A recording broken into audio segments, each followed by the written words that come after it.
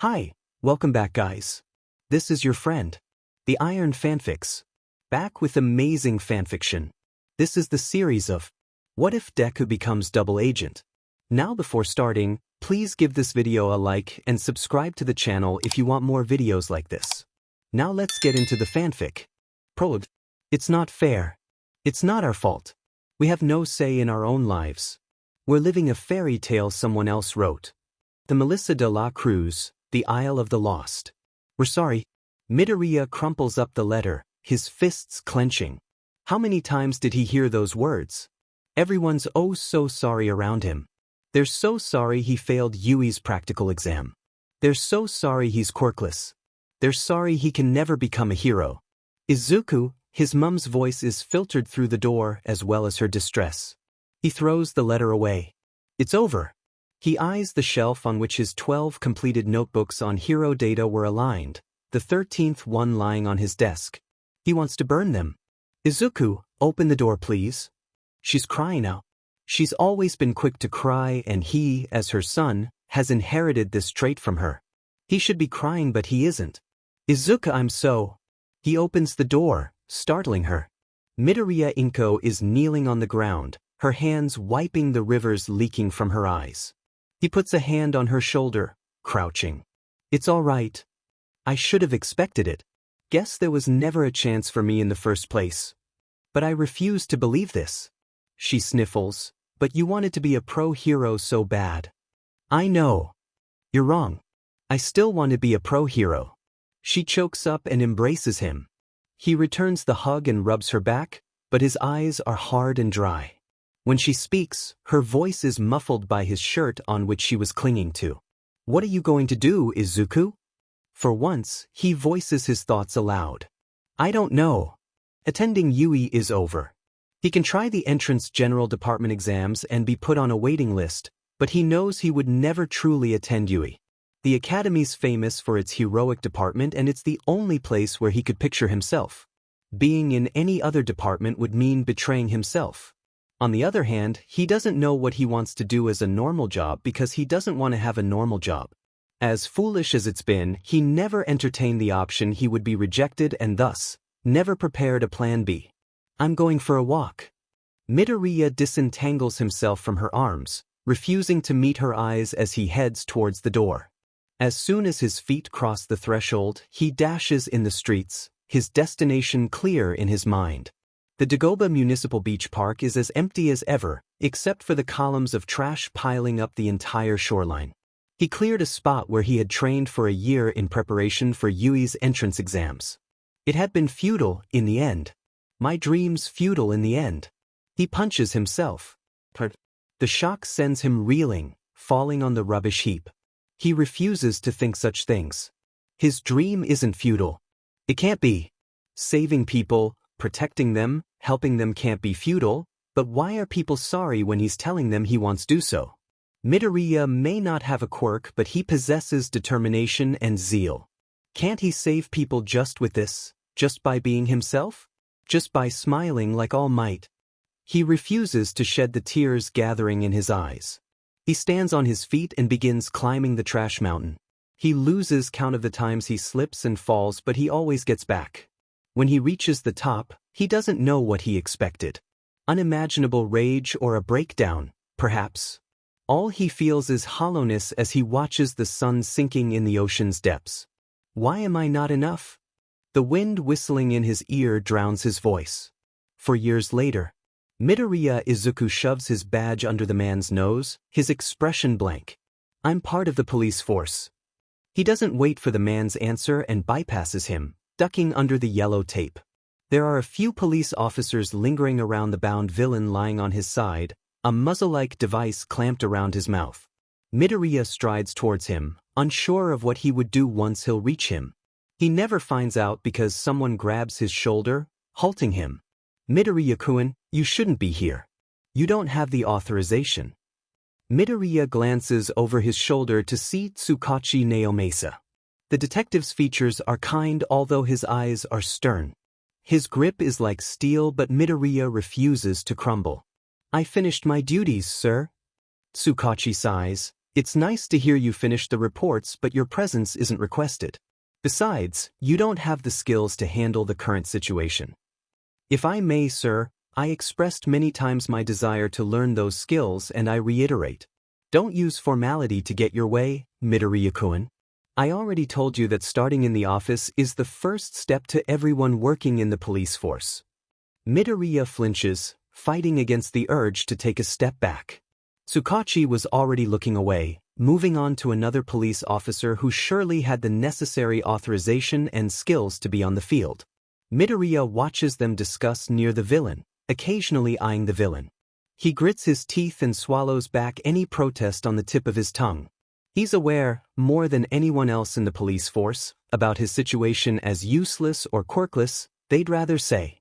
They accepted him in their ranks, but he never truly belonged. Upon learning that most members of the police force didn't have quirks, Midoriya steered his career towards becoming a detective to take down villains and help pro-heroes.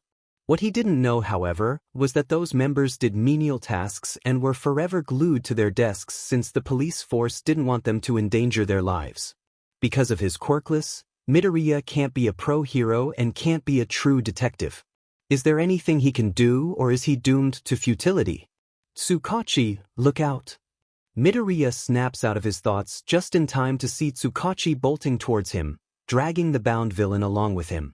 Next thing he knows, a laser strikes the ground where Tsukachi had been standing, leaving an impressive dent on the cement. Midoriya observes the crater, numb, and merely blinks when the detective jostles against him. Get cover, Midoriya-kun. This time, the laser beam slices the air just in front of Midoriya and Tsukachi. Midoriya shakes his head, staring next to him only to find the spot devoid of the detective. Tsukachi was handing the villain to another officer, barking orders at the cordon of police officers that broke the formation. Midoriya sprints to take cover as instructed, nearly getting hit as countless red beams shoot in his direction. It's chaos. People were screaming, arms raised above their head, in a desperate manner to shield themselves, and rushing away from the scene. The laser keeps on decimating the asphalt, targeting police officers and even civilians. Every police force member's looking heavenwards, seeking the attacker. Their eyes are sweeping the buildings too fast, Midoriya notices, and not observing enough. They need to think. Where would a sniper hide? A girl cried out for her mother, making Midoriya whirl around. She can't be older than 5 and can't reach higher than his waist. She's clutching a bunny plush, her tiny legs shaking. She's crying out, but nobody hears. Nobody but Midoriya. He doesn't think. He moves. Midoriya, what are you doing? Tsukachi shouts. Midoriya doesn't listen. He moves. He takes the girl in his arms, clutching her as tight as she does with her bunny, and dashes. He avoids every beam aimed at him, zigzagging in the street like a drunkard. It was going well until one of them hits him square in the back. Midoriya gasps as his skin is set afire. He stumbles, muscles twitching as if electricity's overriding him. The girl in his arm whimpers, her hands FSNG his shirt. She's afraid he'll drop her. He understands her fear, but it's irrational. A hero doesn't drop someone he rescues until they're safe. Drawing a shaky breath, Midoriya wills himself to stumble under a stone archway, scrambling to hide. Leaned against the cool wall, he watches tears trailing down the girl's cheek. Hey, you're safe now. I want my mummy. Where's my mummy? Midoriya rubs her back, whispering, We'll find your mummy once the police force secures the area. I'll help you look for your mummy. How does that sound? She perks up, a shadow of smile appearing on her lips. Pinky promise? Midoriya shows his 5th finger to seal their promise, grinning at her encouragingly.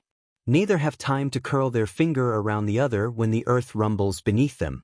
The girl squeaks, burying her face in his shirt. Midoriya hushes her and can't help but peeking out. His jaw drops. All Might was standing a few meters away from them. In one hand he was grasping the unconscious attacker by the collar. Tsukachi was talking to the pro-hero while the police officers were spreading around, helping the ones who had been hit. Some people were coming back to the scene, still a little startled. Midoriya rises and heads towards them, guiding the girl with one hand. Do you see your mummy anywhere? She shakes her head, sniffling. Midoriya kneels and musters his brightest smile. Just like All Might.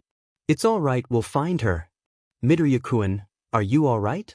Tsukachi was jogging up to him, All Might following suit. Midoriya almost chokes in his own saliva as he gazes towards the pro-hero. I'm fine, he stammers, averting his eyes from All Might. But All Might was still looking at him. Who's that little girl beside you, Midoriya Shonen? Midoriya doesn't have to answer because the girl disentangles herself from Midoriya's arms and hurries towards a lady. The three men watch the mother embrace her daughter tightly and giving her kisses on the forehead. Midoriya smiles. He isn't futile. Midoriya-kun, the detective's voice calls, you do know you were reckless back then? Maybe I was, but I don't regret it. This little girl was crying.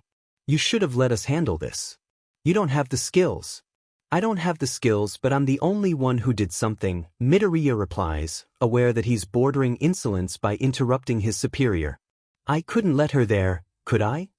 There's a reason to why rookies are kept in the office. Tsukachi's voice has turned colder, his eyes narrowing. They don't have the skills. All Might doesn't lose his smile, but its shine does falter. Naomasa, aren't you? But the detective hammers, go back to the office, Midoriya-kun. Where you belong. Midoriya bites his lower lip and bows his head. He doesn't look back at the little girl, at Tsukachi or at All Might. When he was young, Midoriya pictured his encounter with the symbol of peace as a glorious moment where the pro-hero would see him commit an admirable deed and tell him he could become a hero as well. Instead, he's been admonished by his superior as if he's nothing but a child. It's been far from glorious.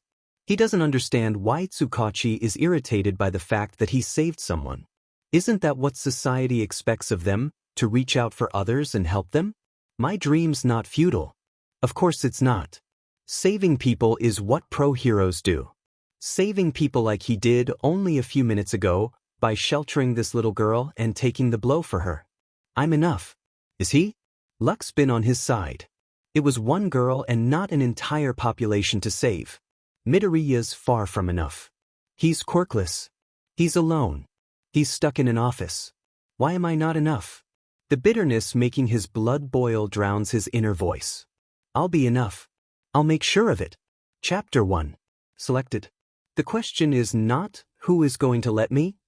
It's, who is going to stop me? Juggernaut. Congratulations. You've been selected. What does this even mean? Shimomura Kai frowns.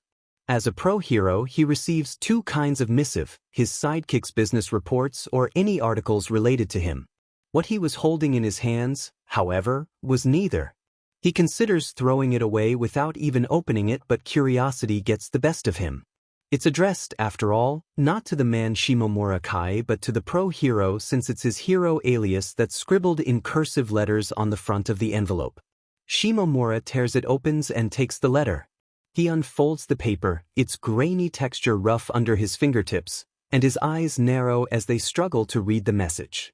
Dear Elemental Armor, congratulations. You've been selected. One of our agents will come and collect your soul within 24 hours. Make sure your last day count. Shimomura blinks then bursts in laughter, one hand clutching his chest. He should have known it's a prank, but this funny, this unoriginal? Kids these days had little to no imagination. It seems like they were trying to replicate the menacing mood of an old Yakuza movie or those Shinigami ones. Your soul, of all things, will be collected. Kids these days sure had a lot of time to waste if they went as far as sending him this letter. Shimomura crumples the letter, wiping the tears in his eyes. It's too funny, he thinks as he tosses the letter in the trash bin. We have a case, Midoriya-kun. Midoriya startles as Tsukachi drops a binder on his desk. Skittish. Midoriya hovers on the edge of his desk, looking down at the name written along the spine. Elemental Armor. Shimomura Kai. What crime? Homicide. Midoriya's mouth spasms. He killed someone? No. Tsukachi replies, his features drawn. He was killed. Midoriya gapes down at the binder. With trembling fingers, he opens it and comes face to face with a picture of Shimomura Kai's round face. The picture is cropped at the shoulders, but Midoriya has no trouble recognizing the messy buzz-cut hairstyle, the scar starting from his right ear and following his jawline down to his chin and the two pugnacious eyes glaring at him. They did it. It's your first murder case, isn't it, Midoriya-kun? Tsukachi's staring at him, a benevolent smile curling his lips. He must mistake Midoriya's jitteriness for apprehension, perhaps even raw fear, but the detective is wrong. Midoriya feels nothing but a strange exhilaration as he studies the hero's picture. Yes, sir, he manages to croak. You don't have to be afraid. We won't send you on the field. Midoriya resists the urge to snort. He knows that already. Instead he bows his head, murmuring, "Thank you, Tsukachi-sensei.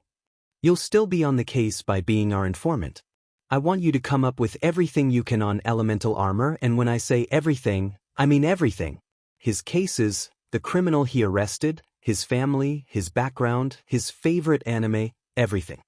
Yes, sir, Midoriya nods but doesn't mention he already did the research.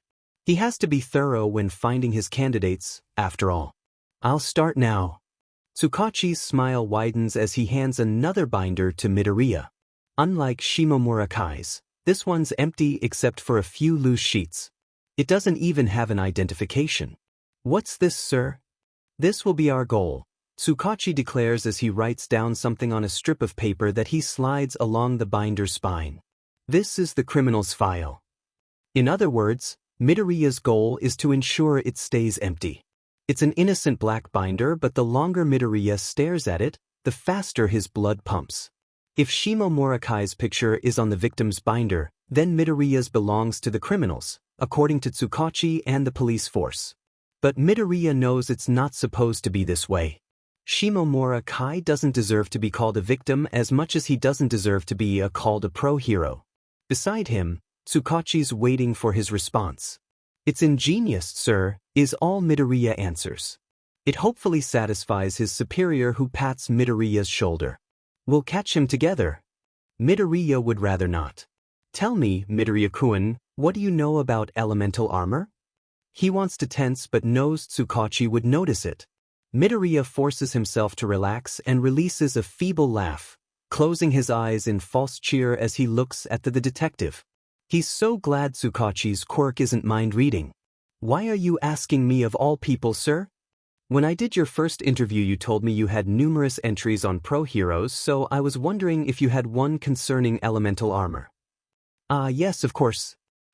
Elemental armor's quirk is elemental exoskeleton, which allows him to create an armor around his body and shape it at will using elemental forces at hand.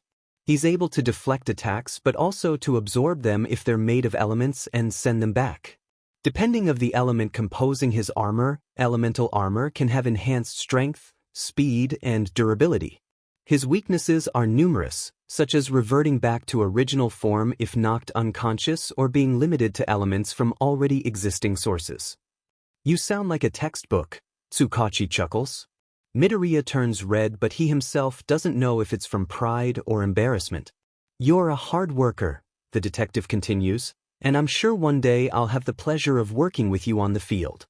Tsukachi leaves before he can see Midoriya's crooked smile. Tsukachi's team comes back a little after 7 in the evening. Midoriya's still sitting in front of his computer, browsing through lots of websites to look for information he already knows. His research is deliberately slow so he wouldn't arouse suspicion, so he only amassed half of the data he's aware of. "Here, Midoriya-kun, we got you dinner," Tamakawa-sansa tells him as he gives him a sushi package. "How was your day?" "Uneventful," he confesses, then indicates Shimomura's binder. "I have some information." Tsukachi grabs the binder and sits at his desk, rummaging through it. The rest of the team settles around the round table where they held their usual morning prep talk, unwrapping their sushi assortment. Despite their joyful facade, they're slouching on their seats and their eyes are glum. Midoriya remains silent but listens to their conversation. Early in the morning, Tsukachi and his team were dispatched to Shimomura-kai's house to investigate the circumstances revolving the pro-hero's murder. In a way, it was better that Midoriya remains at the office. With Tsukachi's quirk to detect when someone's lying, he could have slipped without realizing his mistake before it's too late. "Did you learn anything new?" Midoriya asks the officers. "Not much, One whose name escapes Midoriya shrugs. Elemental armor looked like he struggled quite a bit before his death. Only further analysis will tell us where exactly he died because there were bloodstains in every room. Look, the killer was kind enough to leave a message. Tamakawa shows Midoriya one of the snaps he took. It's a beige wall devoid of any frames, and in the middle, written in capital letters dripping of crimson, is the word, guilty. We took a sample of blood in every room, but we doubt we'll find the killers among them. It would be too easy, right? Midoriya replies. Tamakawa lets him look through the snaps, although his eyes trail on him.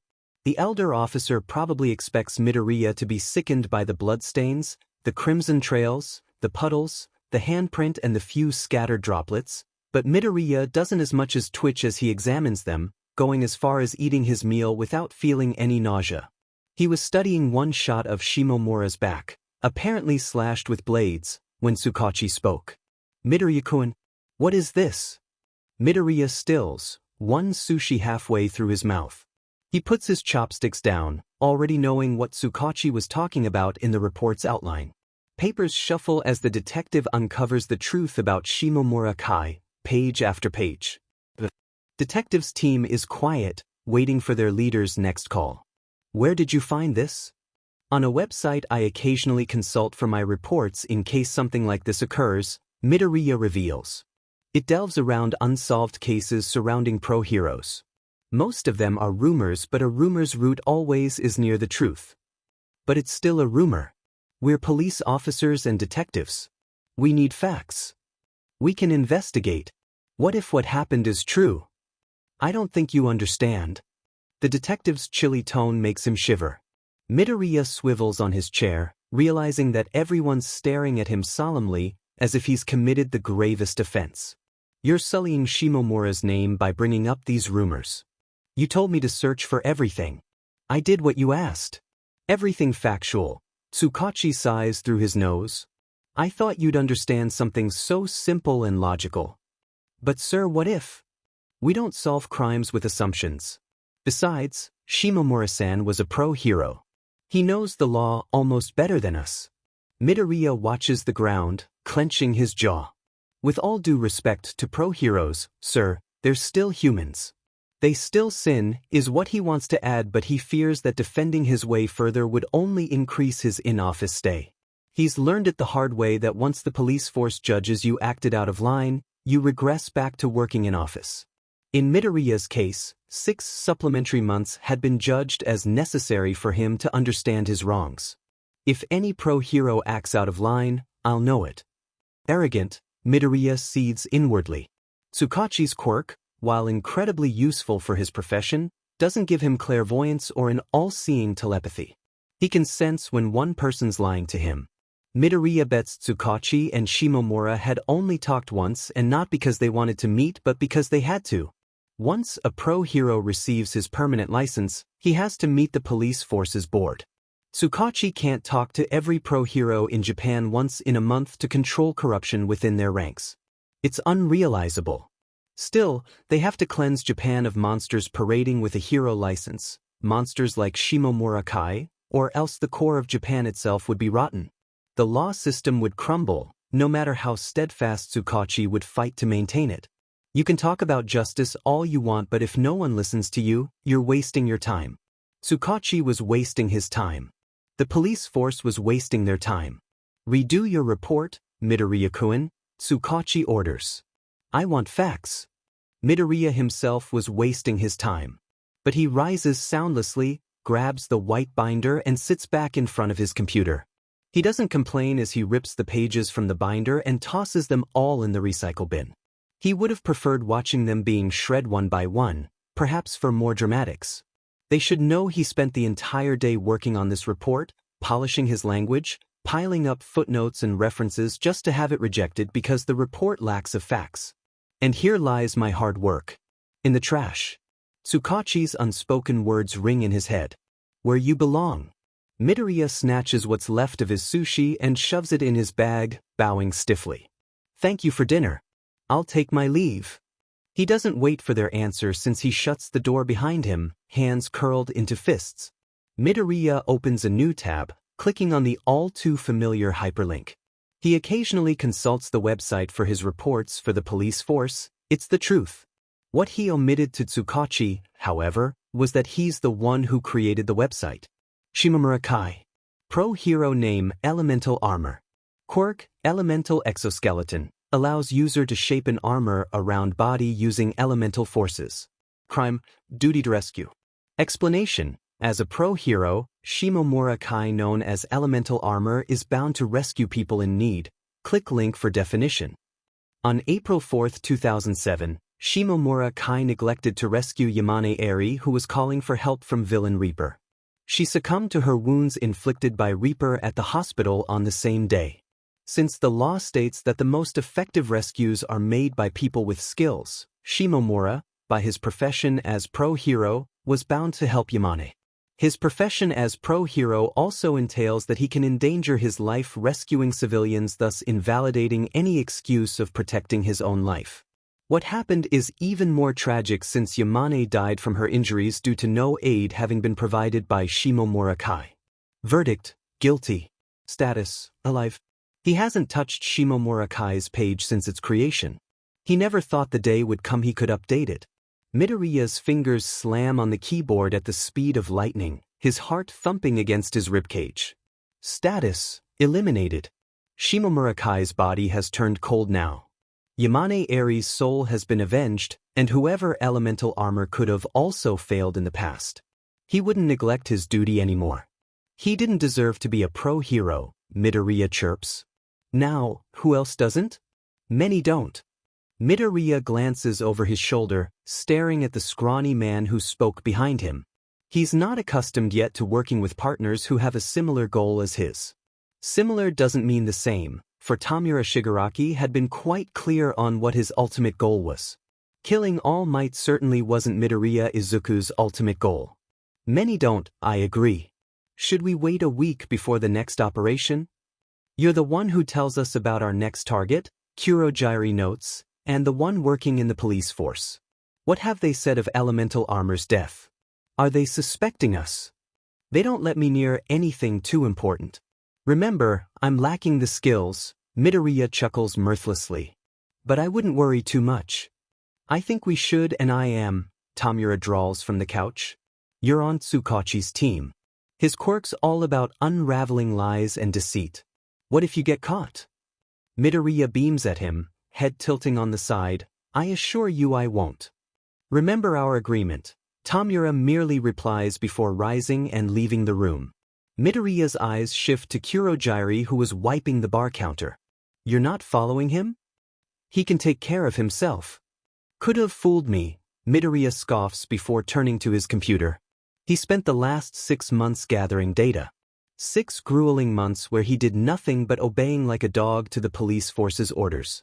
6 abhorring months where he sat on the same seat every day in front of the same computer. 6 tedious months where he was constantly reminded of his own quirklessness as everyone around him evolved towards something greater while he was at the same place as the first day he entered the police force. Today was different. Today was the end of those 6 powerless months. Today was the beginning of Midoriya Izuku's usefulness, the realization of his dreams, the fruits of his determination. Today I'm enough. Midoriya lets his website chooses a page randomly. Every entry, after all, is about a pro-hero who failed, who neglected, who sinned, and they're all undeserving of their title. Once a new name appears, Midoriya leans back on his seat, steepling his hands under his chin. Congratulations, native, you've been selected. Chapter 2. By judging others we blind ourselves to our own evil and to the grace which others are just as entitled to as we are. At Dietrich Bonhoeffer, The Cost of Discipleship. Shimomura Kai, going by Elemental Armor, was found dead yesterday in his residence. Midoriya jolts when a photographer takes a shot, the flash blinding him. He edges closer to the wall, rising his notebook as if to shield himself from the throng of journalists listening to the police force's statement. In front of him are Tsukachi, delivering the press conference, along with Tamikawa and Tsuragami, the chief of the police force. According to forensics, he was murdered between 2 to 3 in the morning. The cause of death appears to be the multiple hits to his head. Midoriya scribbles down Tsukachi's account of events, wondering why the detective wasn't specifying the cause of death or even talking about the other injuries. Was it to comfort the population, to instill confidence in the police force, to make believe they were handling the situation? Tsukachi should have used the right terms. He should have told the truth. A reporter raised his hand. Do you have any lead concerning the criminal? Midoriya almost breaks his pen by holding it too hard. He nevertheless writes the man's question as his duty instructs him. Contrarily to Shimomura Kai, he executes what his profession, no matter how despicably boring it is, entails. Still, they aren't asking the good question. Who cares who murdered him? What they should question is the motive. Anyone can kill, but without motive, there's no murder. We're beginning our investigation, but for the moment, we have no lead. We assure you we'll do everything possible to find him. Midoriya's nose wrinkles. Why add such a comment at the end? Everyone knows the police force would do everything possible to catch the killer. It's part of their job. If they didn't, then they were failing their duty. If they didn't, then Midoriya would have no choice but to add them to his list of candidates. Do you think the killer will strike again? Midoriya's close to yanking his hair now. He doesn't understand why no one's questioning the motive. Are they all clueless? Isn't it their very job to ask the right questions? Tsukachi, however, doesn't call them idiots and answers to the question with professional poise. As I mentioned before, this investigation just started and we're still assembling data, therefore I can't say for certain that this case is a single occurrence. Detective Tsukachi can't say for certain, but rookie Midoriya, who doesn't have the skills, can. He guarantees that Shimomura Kai's murder won't be a single occurrence. One of the pictures taken on the crime scene was leaked, a reporter declares. It showed the word guilty written in what looked like elemental armor's blood. Do you have any idea what the pro-hero could be guilty of? Midoriya perks up, interested. He isn't the one who leaked the picture, even if he entertained the idea more than once. In his opinion, he didn't have much to gain from making accessible to the public. Also, he wouldn't have chosen this picture if given the choice. His favorite one was Tamikawa's last picture, one that the police officer sometimes had trouble looking at because it showed Shimomura's bashed head with fragments of skull and brains scattered around it like a halo. Tsukachi was recovering from his initial shock and about to answer when Chief Tsuragami leaned over, his deep voice more assertive than the detective's. Where did you find this picture? What's your source? If I disclose my source, will you take down the picture? This picture's part of a police force private investigation that isn't meant to be publicized in any media without proper authorization. To publish it on any platform is illegal, so to answer your question, yes, I will take it down. I will tell you my source once the press conference is over, but you still haven't answered my question. Do you have any idea why the word guilty would be found on the crime scene? Perhaps it's because he is. Midoriya's cheeks flame red once he realizes he spoke aloud. Tsukachi's sending him a look that wavers between horror and irritation, while Chief Tsuragami's eyes speak of punishing him with more in-office time. Much to Midoriya's dismay, the cameras also flicker in his direction and he can see his wide eyes and gaping mouth in the lens's reflection. What did you say? The reporter pressures, rising to take a better look. Who are you? I'm nobody. He splutters and takes a step back only for his back to meet the wall. He is no one of importance. Tsukachi intervenes, and although it's to save Midoriya from public humiliation, Midoriya considers wringing his superior's neck. He's on my team to solve this case, but like every other officer, he can only speculate. I want to hear him speculate, the reporter insists. She crosses the distance before anyone can react, her cameraman hot on her trail, and shoves her microphone in front of Midoriya. He suppresses a yelp, fingers digging in his black notebook that he clasps close to his chest. Both his superiors rise, ready to grab the journalist by the shoulders and drag her out of the room, while Tamikawa simply shakes his head. Midoriya wants to duck and hide as he watches the camera zooming on him, taking in his unruly curls, his pale freckled face, and the dark circles he never manages to conceal despite makeup weighing down his eyes. He knows the police force wants him to stay silent, but he also knows that it's his greatest opportunity. Nobody listening to him knows he's quirkless. Nobody will shrug his opinion aside because of it, or laugh at him, or sneer when he'll open his mouth. So he speaks. It's not a certainty, of course. As detective, Tsukachi said, it's too early to be sure of anything, but the only reason I see why anyone would write guilty on someone's wall is because they believe this someone is guilty. Of what, I don't know. But do you think this can be the criminal's motive? Midoriya's eyes flutter to the gleaming name tag pinned on her blazer. Maki Yukiko, it says, and somehow Midoriya knows it won't be the last time he'll see her. I assume it can. The criminal judged his victim guilty of something and killed him. That's enough. Tsuragami barks, wrenching Midoriya out of the reporter's grasp. This press conference is over. We won't take any more questions. Thank you for coming here. Midoriya's like a puppy being hauled by the neck as the police force chief storms out of the room, Tsukachi and Tamakawa following him. They march in the narrow corridor until they arrive to an empty room where he's released, all but thrown on the floor. Midoriya winces, massaging the back of his neck, and Tamakawa slides the door shut behind them. What was this, Midoriya Izuku? Tsuragami growls. What did you do? Midoriya feels like shrinking on himself, scrambling to stand up. Even with his full height, Tsuragami's a giant towering above him, eyes brewing a storm. I answered the journalist's questions, sir. You don't have the position to answer them. Are you chief of the police force? Midoriya can see where it's leading, so he answers through ground teeth. No, sir. Are you the one leading the team charged with solving Elemental Armor's case? Redo your report, Midoriya-kun. On facts. No, sir.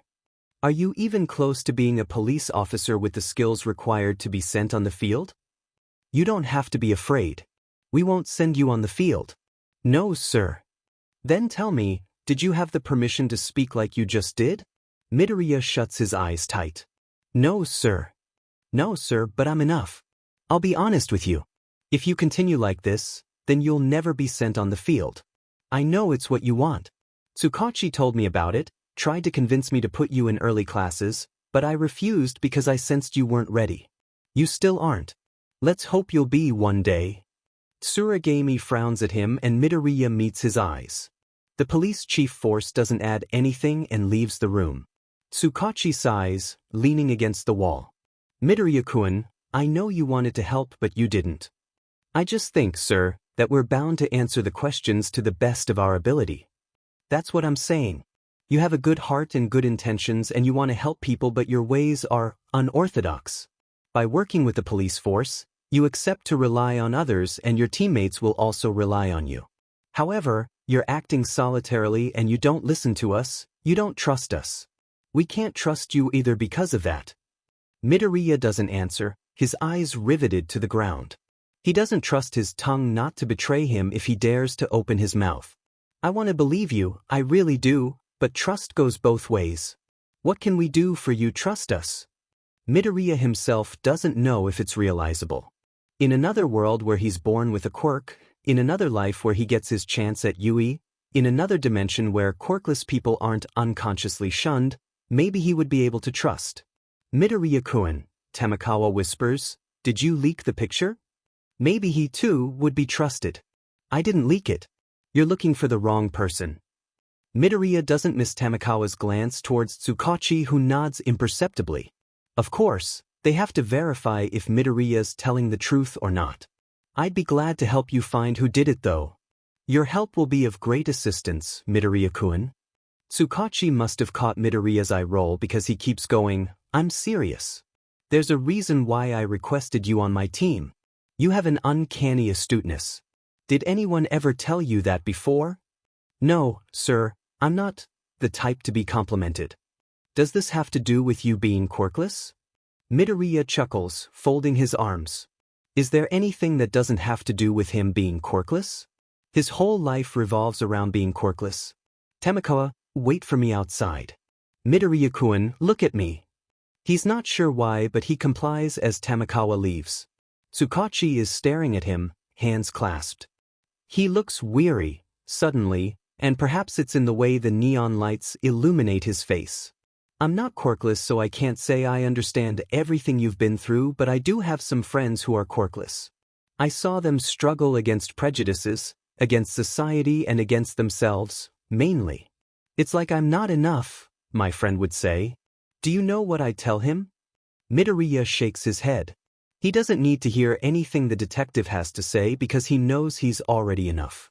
He made sure of it when he built his network of pro-heroes who had sinned, when he selected elemental armor, when contacted the League, when he orchestrated Shimomura Kai's murder, when Tsukachi walks up to him, putting his hands on his shoulders, and somehow Midoriya can't swallow the lump constricting his throat. You are enough. I know you don't think so.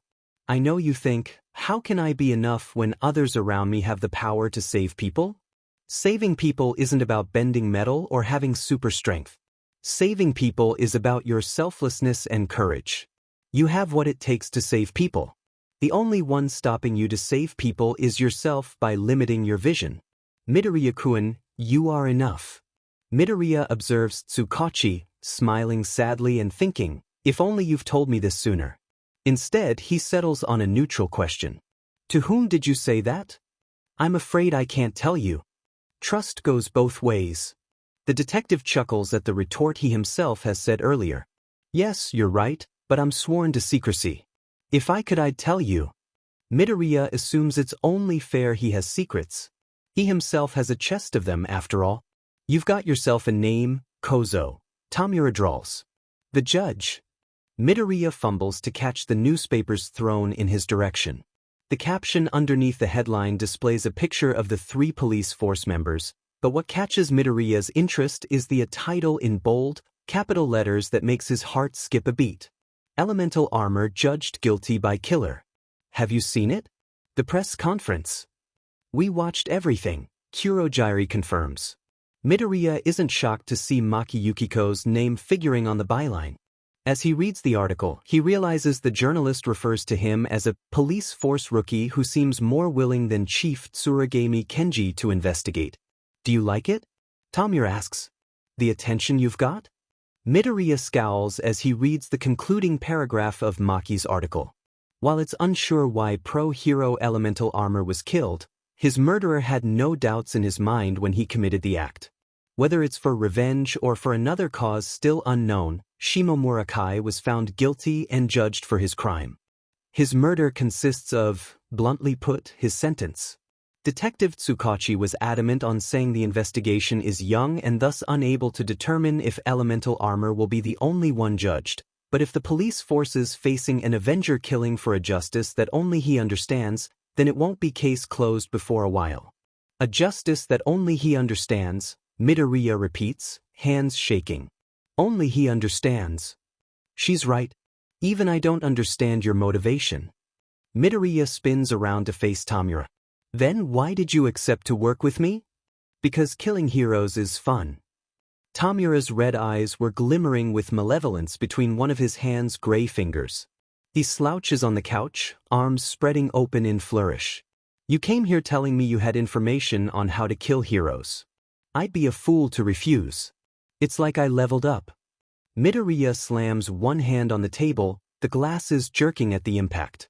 One of them topples over and spills its fruit punch on the ground.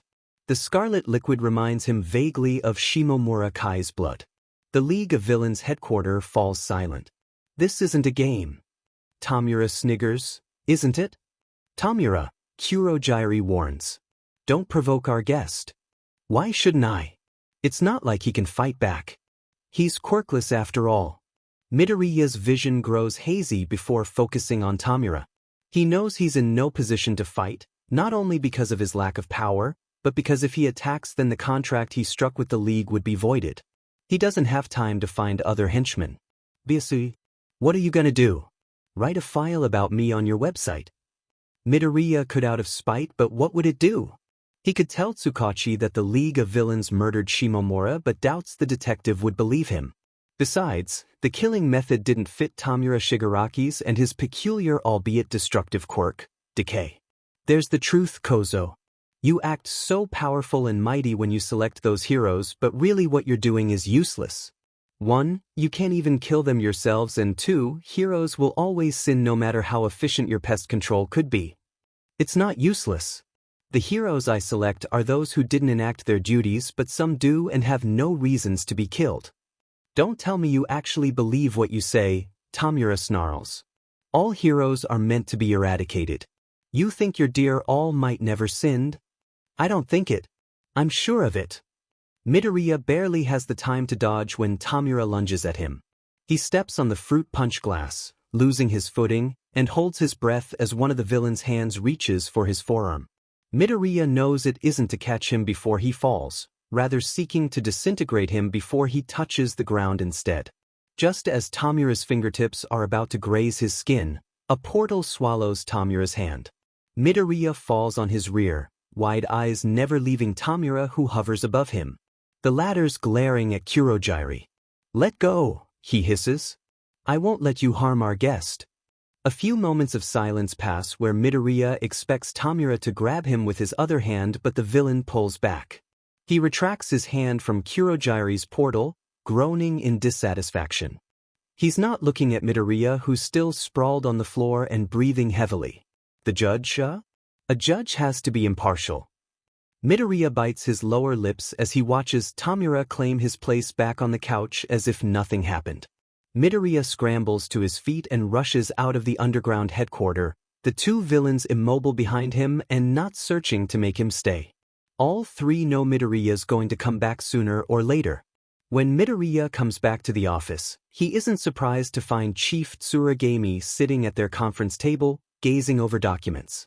He supposes he owes him an apology for overstepping his bounds, even if he doesn't feel sorry in the slightest. Suppressing his pride, he musters his best humble face and steps forwards only to be whisked away by Tsukachi. Midoriya-kun. The detective's voice is alarmed, his stance too stiff. "Have you heard the news?" "No, but I saw today's headline about." "Forget all about that. You were right." Midoriya blinks, incredulous. "What did you say?" Tsukachi brings him to the conference table. Midoriya recognizes the pictures taken at Shimomura's house, the familiar blood splatters he etched in his memory and the guilty painted on the wall. But beside them are new pictures, unreleased to the public, even more gruesome. Even with the camera directly angled towards the victim's face, it's burnt beyond recognition. Who's that? That used to be pro-hero native, Yamazaki Hayato. Midoriya notices another picture. On the wall, just above Native's corpse, the word guilty is written using blood tainted with soot and ashes. Yamazaki Hayato, 27, found dead in his home a few hours ago. Tsuragami informs them. "So soon?" Midoriya looks to Tsukachi, stuttering, "So this is the work of a serial killer, I'm afraid," his superior completes, rubbing his chin. He grabs the photograph where the word seems to smirk at them, his hand shaking. "Damn it." Midoriya realizes their office is cramped with people, police officers whispering nervously, detectives shaking their head with closed eyes, clerks covering their mouth in horror. He feels out of place as he takes in their expression, all grim and aghast, while he feels nothing but numbness. Where did his previous elation go? Perhaps Tamura's words impacted him more than Midoriya would like to admit. "We must stay calm," the chief announces to all of them. "What we're going through is troubling. It's normal to be shaken at first, but we mustn't let it destroy us. This isn't the first case we encountered involving pro-heroes being targeted. If we must, then I'll assign another team to assist Tsukachi's to solve this case, but we're definitely going to solve it and put this criminal behind bars." His speech was rewarded with vigorous nods and a few bashful claps. Most of the crowd dissipate, their mind a little more at ease and their resolve strengthened, while Tsukachi's team lingers. Tsuragami doesn't offer them any more word of advice before leaving, but he did nod at them. Whether it's to encourage them or it holds another meaning, Midoriya doesn't know. Tsukachi puts the picture back on the table, inspecting his members. His eyes settle on Midoriya last, and Midoriya wonders what he sees. A quirkless, naive rookie, surely. Then again, it was the detective who told him the words he longed to hear, although they were a few years late and lacked the promise of becoming a true pro-hero. If anyone had faith in his potential, no matter how limited because of his quirklessness, and trusted his observation skills, then it was Tsukachi Naomasa. Everyone, you heard Chief Tsuragami. I won't hide that it will be tough. This office will become our second home for the next days, weeks or months depending of how long it'll take to solve these murders. Can I count on you? Everyone nods, Midoriya's nod being the shyest. Still, Tsukachi doesn't point it out and organizes the photographs on the table. The two pictures that caused the most controversy were in the middle, surrounded by the other images. Our criminal even received his baptism by the media because of these two pictures you see. The judge he's called. He may judge elemental armor and native guilty, but he, too, will have to be judged once we'll catch him. The police officers return to their desk and Midoriya is about to follow suit when Tsukachi beckons him to come over. Midoriya obeys, wondering if Tsukachi's quirk had activated with that shy nod.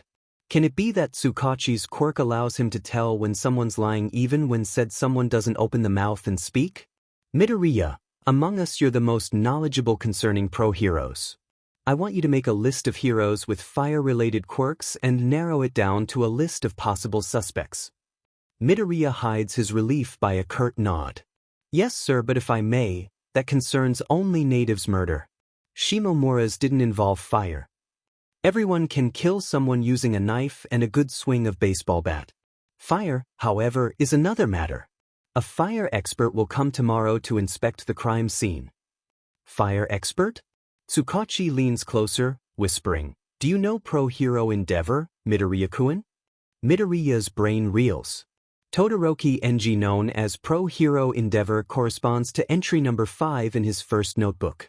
While he's heard lots about the hero's rather gruff nature, Endeavor's still the one who arrested the most criminals. He also doesn't have any page on Midoriya's website since his services towards society are welcomed, having saved countless lives. He's going to come here? Tsukachi's conspiratorial smile droops. He can make a detour to the office for you. Midoriya's lips draw a thin line. He should know better than to expect Endeavor to visit a silly office for a rookie who isn't even fit to be sent on the field. According to interviews and articles on the pro-hero, he isn't one to please fans by popping up to surprise them. Instead, he'd rather say they have to work harder if they want to be worthy of his presence. That's all right, sir. I don't mind. You're lying, Midoriya-kun. Midoriya looks away, grumbling, My apologies, sir. Don't be sorry. It's my fault, really. I should have thought about that.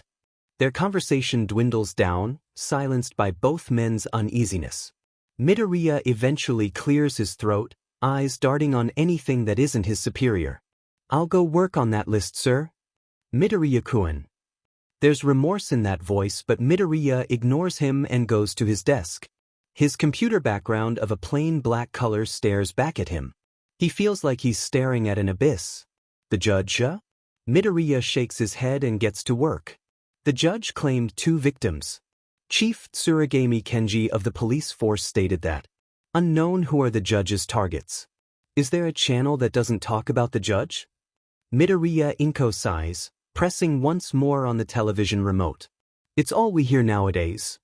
She ends up muting the television, still playing a news channel, busying herself with slicing cabbage.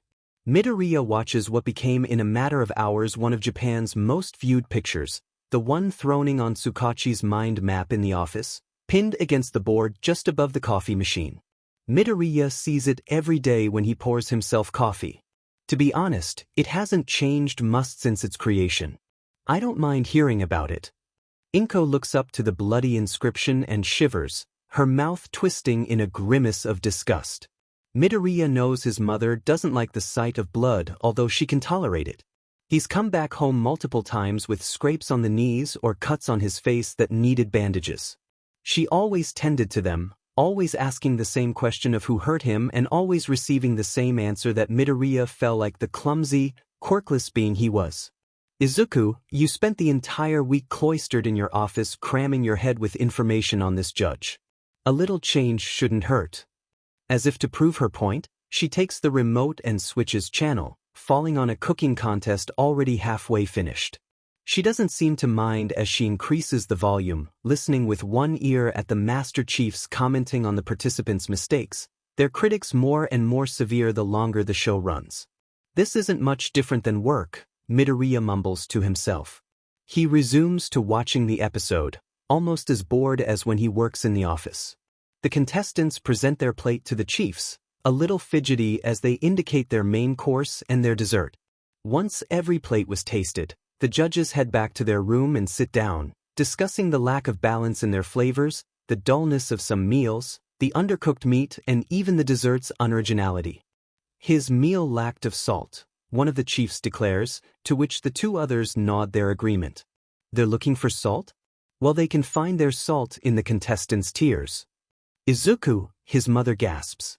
Look at them, Midoriya urges, pointing at the screen that now shows the participants' room where some of them are panicking and crying. There's their salt. Inko doesn't counter him, putting the shredded cabbage in silence. Midoriya keeps watching but doesn't feel any excitement in learning who in. The participants will be spared and who will have to pack their bags and leave. He wonders if any of them are quirkless. Did something happen at work? No, everything's fine. I'm just making sure not to get caught by my coworkers because I'm the killer they're searching for, the usual, you know. Why are you asking me this? You seem a little off. Not a lot but enough for me to notice. It must be that Judge K stressing you. It'd stress me as well. If you feel that your work's straining you, perhaps you should. I'm fine, Okayasan. Perhaps his answer is a little harsher than usual. It can't be helped, so he sighs and rises. How about I cook the pork tonight? Izuku, you don't have to. But I want to. Did you prepare the panko? She appears flustered but steps aside. I did. They switch places, Inko going to sit on the couch while Midoriya proceeds to cutting the extra fat on their piece of meat. He slits the remaining fat layer, knowing the pork would shrink and curl up without them. Midoriya wonders if slashing Shimomura's back had been as easy as cutting the meat like he's doing, the knife sinking as if into butter. If anything happened, you'd tell me, wouldn't you? Midoriya looks up from the pork, frowning at his mother's question. Of course. Because I feel like you're distancing yourself from me. I know you're busy with the police force and all, but I worry about you constantly. I know, Okayasan, but you don't have to worry, Midoriya assures as he grabs the meat pounder. I'm enough. He brings down the instrument on the pork. He wonders if that's the sound Shimomura's skull made when it got fractured. He's not sure he wants to know. Chapter 3. Hunted. A man cannot always be estimated by what he does. He may keep the law and yet be worthless. He may break the law and yet be fine. He may be bad without ever doing anything bad. He may commit a sin against society and yet realize through that sin his true perfection. Oscar Wilde, The Soul of Man Under Socialism. He doesn't understand why Kurogiri's warp gate appears in front of his bed at 2 a.m, but it wakes up Midoriya immediately. He gapes at the portal before snapping out of his shock, picking random clothes and dressing up quickly. Once he's engulfed in the dark, swirling fog, he's teleported in the League of Villains headquarters. He stumbles out of the warp gate, glad he had time to digest his dinner or else it would have come out of his mouth. A little green, he looks up to Kurogiri who's bowing his head. Greetings, Midoriya. Greetings, Kurogiri, he answers, uncertain. He doesn't see Tamura anywhere, which alerts him. Does the League's leader even know Midoriya's here? Why the sudden rush? It's time for you to meet your agents. Agents. So Shimomura and Native were killed by 2 different people. It's a formidable revelation but was expected. One murder was too gory while the other lacked of any blood. It's too bad Midoriya isn't as loyal as Tsukachi towards the police force. Agents. Does this mean they answer to me before the League? Well, Kurogiri merely employed the term Midoriya himself uses when he sends his death sentence to the selected heroes. He calls them agents, although he never met them in person and doesn't even know their name or their quirk. He assumes they have a quirk. Across from him, Kurogiri's expression is as inscrutable as always, his yellow, unblinking eyes waiting for his reaction. I'm ready, Midoriya tells him. Kurogiri nods, his warp gate materializing a few feet away from Midoriya. The latter curses himself for choosing random clothes, wondering what his agents would think of someone wearing an all-might hoodies and baggy gray shorts along with mismatched neon-colored socks. He gulps, discerning two silhouettes ambling in his direction, one of the two taller than the other, taller than Midoriya now that he thinks about it. He doesn't what to expect.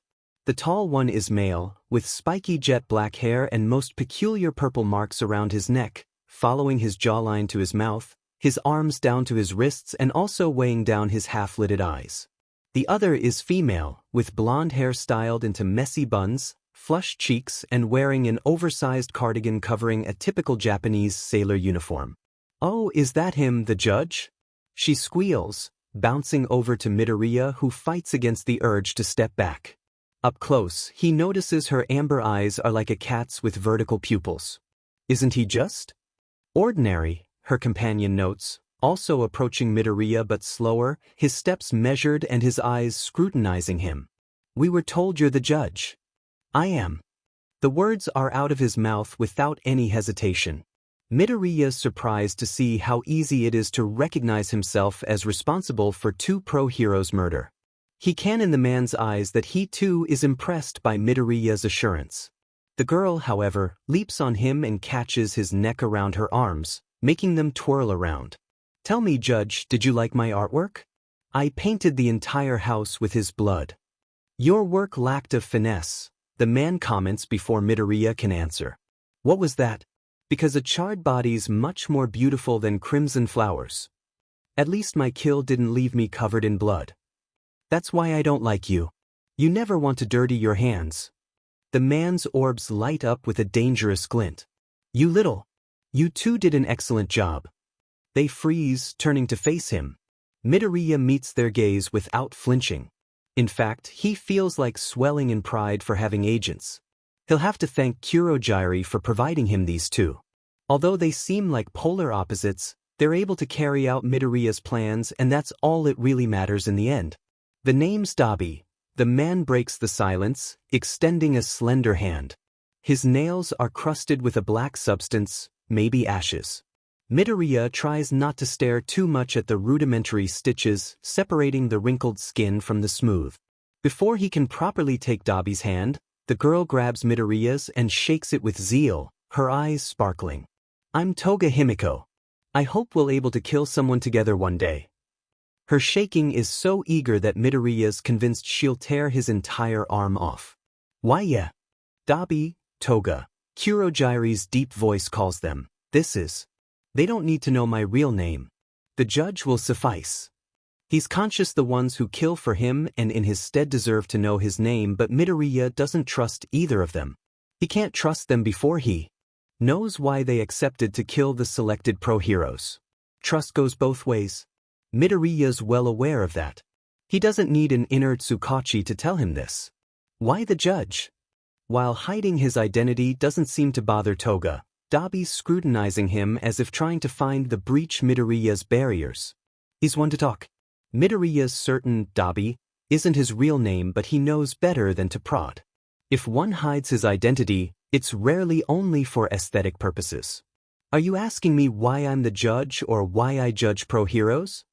"It's the same thing really," Dabi notes. Midoriya allows himself to smirk. "You're right. I judge heroes when they failed to accomplish their duty. Shimo Murakai because he failed his duty to rescue and Yamazaki Hayato because he failed his duty to act. To be worthy to call yourself a hero, then you must act like one." "So you say not all heroes have to be cult?" "That's Tamura's way." Although lots of heroes nowadays appear to take their responsibilities lightly, some show devotion and selflessness. How noble of you to burden yourself with such a task. Midoriya isn't sure what Dabi meant, or perhaps he chooses to ignore it. Dabi's testing him, taunting him with an implicit provocation. Who is he, Midoriya Izuku, to question pro-heroes? As someone who quirkless yet dreams of becoming a pro-hero, he knows more than anyone that life is ironic. Giving powers to those who aren't worthy of them while stripping people who deserve recognition from any is the greatest lesson Midoriya learned from life's cruelty. If no one does anything, then the cycle will never be broken. Next to them, Toga rolls her eyes as she flops on Tamura's couch. You guys are so serious. It's all too complicated, really. I know a way to relax. It surely involves some massacre, Dobby snorts. The two began bickering on which way was the best to kill someone, but Midoriya didn't listen to their chatter. He wrote multiple books about pro-heroes, their quirk, their strengths and weaknesses, even some information on their costume. He was praising them in those notebooks, but this time's ended. He's the judge now. Shouldn't he write down what defines a pro-hero? Judge, Dobby calls once more. Who's next? Never mind who's next. Who's next? I want to spill some blood, Toga whines. If I may, I have a request. Dobby's face is closed but his eyes are smoldering. Midoriya's glad he's on his side even if their alliance is fragile. Still, as the judge and even more aware of his own responsibilities, he can't make exceptions for everyone. Tamura said it himself. A judge must be impartial. If he failed his duty, then yes. The villain sneered, visibly unsatisfied by his answer. You keep on talking about this pro-hero's duty, but what is it really? Do you even have a plan? Midoriya doesn't miss a beat, although his heart does. Of course. And what is it? I'll judge them all. So Tamura was right. It is pest control. You spoke to Tamura? A few words only. He warned me about your utopian views. You have no plan, judge, no control. Can you even perform the duty you charged yourself with if you were alone? Midoriya refuses to fall in such a blatant trap, retorting, but I have you. No, you don't. I won't kill for someone who has no idea where he's going. Dobby turns away, hands tucked in his pockets. Midoriya feels like his very being slipping. He hates to admit it, but Dobby's right. Without agents, he's back to being useless.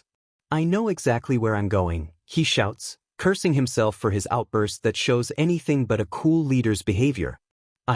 If you want me to work with you, you'll have to prove yourself. You judge pro-heroes and all that, but who judges you in the end? Dobby doesn't look back as he leaves, everyone's staring at him until the door clicks shut. Midoriya looks at Toga, praying that she wouldn't abandon him.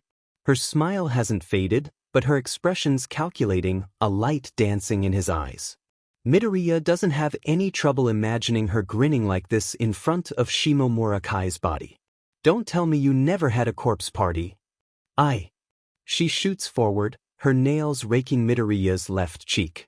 It isn't a slap, much more a scratching gesture that leaves 3 brilliant cuts on his flesh, thin rivulets dripping from the injury.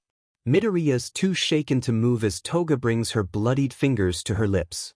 Now that he watches her tongue swiping the blood, he realizes he has no idea what her quirk is.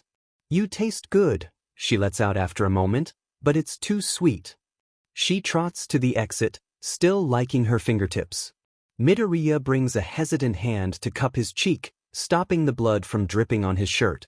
Toga doesn't seem any different from before she tasted his blood, and Midoriya doesn't feel any change either. Perhaps her quirk acts after a certain PRD of time, or perhaps she didn't get enough blood for her quirk to activate. Whatever it is, she flashes a toothy grin, waving her hand. See ya later, Judge. Then she's gone. So they rejected you. Midoriya whips around, noticing Tamura's shadowed silhouette leaning against the wall. Behind the bar counter, Kurojire's shaking his head. How long have you been there? Long enough to see your career as judge coming to an end sooner than you expected. It's not over yet, Midoriya growls. Oh. Tamura walks out of the shadow in his direction, his head tilted on the side. So you'll kill your victims yourself? They're not victims. They're the guilty. You're evading the question, Kozo. Who's going to kill your guilty then? I'll find a way. He has to. He can't let blundering fools call themselves pro-heroes when it's so obvious they're disregarding civilians. He can't let them be heroes when he himself can't.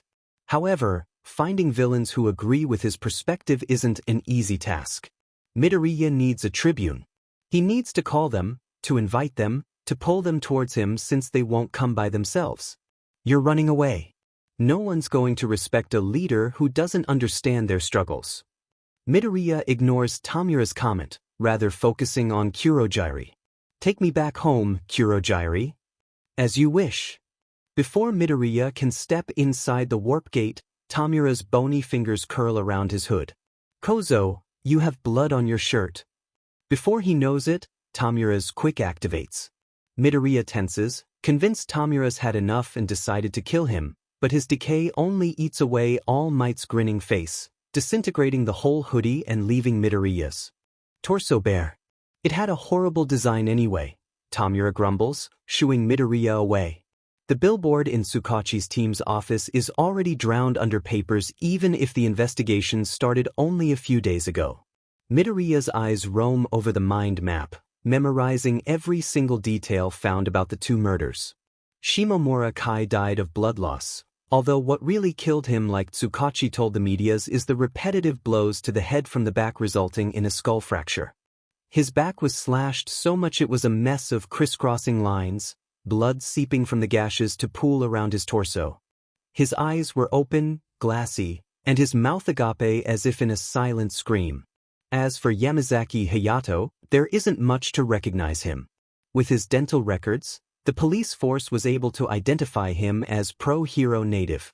His entire body was charred and devoured by the flames, revealing a few bones where the fire intensely damaged the body.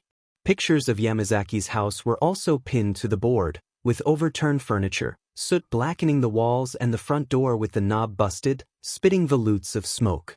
Tsukachi had added post-its above some photographs, asking questions to ponder on and things amiss with the scenes. The two guilty pictures linking the murders were surrounded by post-its, the detectives scribbling almost undecipherable. Criminal's motive? Guilty of what? Pro-hero's victims? We're back, Midoriya-kun. Tamikawa's voice calls from afar, startling him. Midoriya hurries back to his seat, taking a deep breath. Even if there's nothing wrong with checking the mind map, Midoriya doesn't want to face Tsukachi, who'll probably ask him what he thinks about the case, and with his quirk, one misstep and it can be all over. Tsukachi and the rest of the team enter, looking quite grim. Grim's become the default expression in the office. What happened? Did Endeavor find anything? Endeavor didn't come. Tsukachi sighs, stopping in front the mind map and glaring daggers at it. He got another case. More important than ours? Midoriya murmurs, irritation threatening to betray his reserved facade. Is the judge case, his case, so petty that it can be shrugged aside? But what about the fire expert's consultation? One of the police officers eyes Tsukachi, answering, "We'll contact him tomorrow." So we wasted a day? We did not. The detective rips the two photographs from the mind map, holding each of them in his hands. Even from afar, Midoriya can see they're shaking. Endeavor can't come tomorrow either, Watanabe. His case might take a week or more and we can't afford to wait. There's his son, Tamikawa points out. Tsukachi stills. His son. Why didn't I think about this before? Watanabe, contact Endeavor's son. Ask him to come now. Now? But Chief, the day's over. Yes, the day's over, but not our case. Overtime never killed anyone. Watanabe hesitates, glancing at his colleagues around him.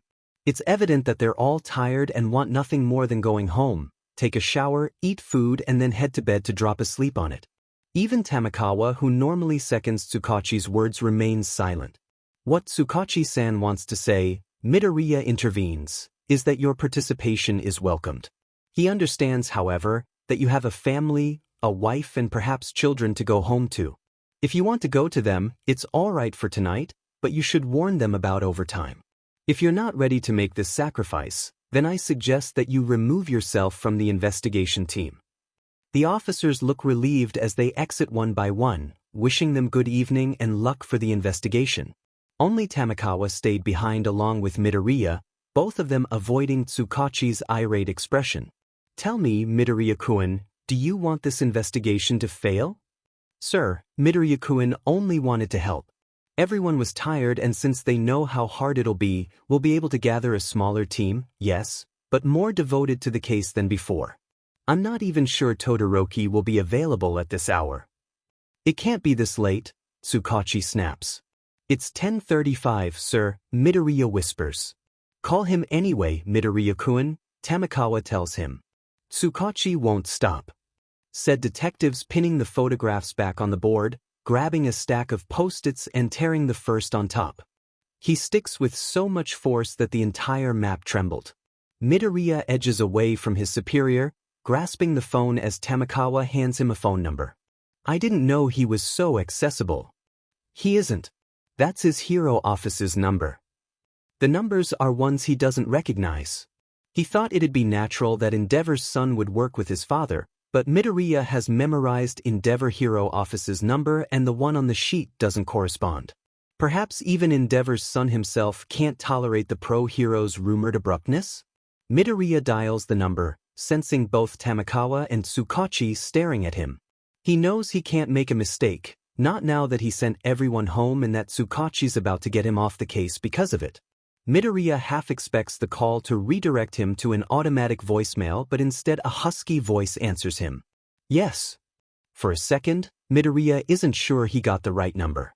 Perhaps his thumb slipped and hit a wrong button? He stares at the glowing screen and yet it seems he didn't make. The man on the other line clears his throat and asks a very forced, "How may I help you? Am I talking to Todoroki?" Midoriya realizes he doesn't even know his first name. He glances sideways at his superiors, seeking their help, but they both shrug. How can they all call themselves police officers if they don't even know a person's full name? Depends, the voice rumbles. Which one you want? The son. Then you're talking to the good person. What can I do for you, sir? Midoriya Izuku. I'm working with the police force concerning the judge's case. The line stays silent so Midoriya continues. As you may know, one of the judge's 2 victims was burned alive. We're currently looking for a fire expert to examine the victim's body and to draw their conclusion on the circumstances surrounding the victim's death. Midoriya can feel Todoroki musing on the other side, considering the opportunity. And my father refused such a case? He accepted another one before. I see. Tsukachi's eyebrows are rising, inquisitive, and Midoriya shrugs. I accept your proposition. When do you want me to come? Is right now possible? You can. Midoriya yelps when Tsukachi wrestles the phone out of his hands, bringing it to his ear. If not, come anyway. Go to the crime scene directly. I'll tell you the address. Midoriya rises from his seat, giving the detective more space. The latter doesn't waste time and settle on the vacant seat, giving directions to the pro-hero. When Tsukachi hangs up, he grins at them, half of his face catching the light and giving him a manic expression. We got ourselves a fire expert. Then let's go, Tamakawa declares. Midoriya watches them gathering their pad and coat. He sinks on his seat, clenching his jaw, and swivels to face his computer so his superiors can't catch a glimpse of his wishfulness. The clock at the bottom of his screen indicates it's near 11 o'clock. Somehow, Midoriya doesn't feel any fatigue. Midoriya-kun, Tamakawa calls, aren't you coming? He spins around instantly. They're standing on the threshold, Tsukachi adjusting his hat as Tamakawa slips in his boots. Midoriya blinks but none of them are telling him it's a joke and chortling because he fell for it. It looks like asking him to go to the crime scene's the most natural thing to do. I'm allowed to? The police officer elbows Tsukachi. He can come, can't he? The detective doesn't even glance at Midoriya, rather leaving the room as he declares, make up your mind, Midoriya-kun, because we're leaving now. Midoriya's never bolted out of his seat towards the exit this fast. When they reach the crime scene, Todoroki is already present. He's sitting on the sidewalk in front of Yamazaki's house, hands tucked in his pockets and his hood shadowing his face. He perks up when the 3 of them approach him. Good evening, Todoroki-san, and thank you for your receptivity. No problem. They duck under the yellow tape surrounding the house, walking to the door that isn't a door, really, but a plank of wood to replace the gaping hole. The house is plunged in darkness and Midoriya's hands follow the wall, searching for a switch. Tsukachi, however, takes out his phone and uses his flashlight. The power's off, he explains. We found the wires completely melted. May I see them? Of course. Tsukachi leads them all to the next room, as dark as the other. He holds his phone above an opened gray power panel box displaying wires of red, blue, and green welded in the metal in a tight knot. Todoroki reaches for them but Tamakawa catches his hand. Gloves first. We don't want to contaminate possible evidence. The hero nods, putting the LTX gloves the police officer was handing to him. As he brings his hand closer to the wires, his flames flare to life. Midoriya squints at the sudden light, watching as the fire disintegrates the LTX gloves and curls around the wires. Todoroki-san. Tsukachi gasps, aghast. But Todoroki doesn't pull away, his eyes narrowing down. He controls his flames with a surgical precision, cutting the wires without creating wild sparks that would set the other circuits and fuses afire. He tears them out, examining the smoking wires in his palm. Show me where he was killed. Tsukachi has the time to take one step before Todoroki adds, "You can save your battery, detective." Fireballs erupt from the hero's left palm, swirling and floating in the air. One of them hovers near Midoriya, its warmth caressing his face. He looks back at Todoroki, whose face glows in his fire's light. Somehow, Midoriya's gaze always strays to his eyes, not because of the scar marring his left side but because of his heterochromia that makes one or blue and the other gray. The pro-hero doesn't meet his eyes. In fact, he doesn't meet anyone's eyes. They move back to the hallway, and this time, Midoriya notices the chalk outline symbolizing Yamazaki's dead body. Todoroki crouches down, hands clasped together. Who found him? His neighbor, a woman in her 30s. Married, one child, working as a secretary, Tsukachi recites. It was around 9 in the morning. According to our analysis, Yamazaki died between 6 and 7 o'clock in the morning. We questioned if she... Tsukachi's voice falters as Todoroki holds his hand in the air. His eyes are sweeping the ground, halting on every corner, taking in every detail. What was the victim's quirk? Ecological empathy, Midoriya answers instantly. Yamazaki was in sync with his immediate environment. He had a psychic bond with nature physically as well as emotionally. Todoroki hums, one of his fire orbs hovering right above the floor to give him more light. His fingers graze the ashes and tentatively, he brings them to his nose. Was he able to use nature to defend himself? According to my data, he couldn't. He could only sense the overall well-being and conditions of all biomes, yet couldn't ask them for help. His natural affinity was so strong that natural disasters could affect his health negatively. Todoroki glances over his shoulder and Midoriya freezes and burns at the same time.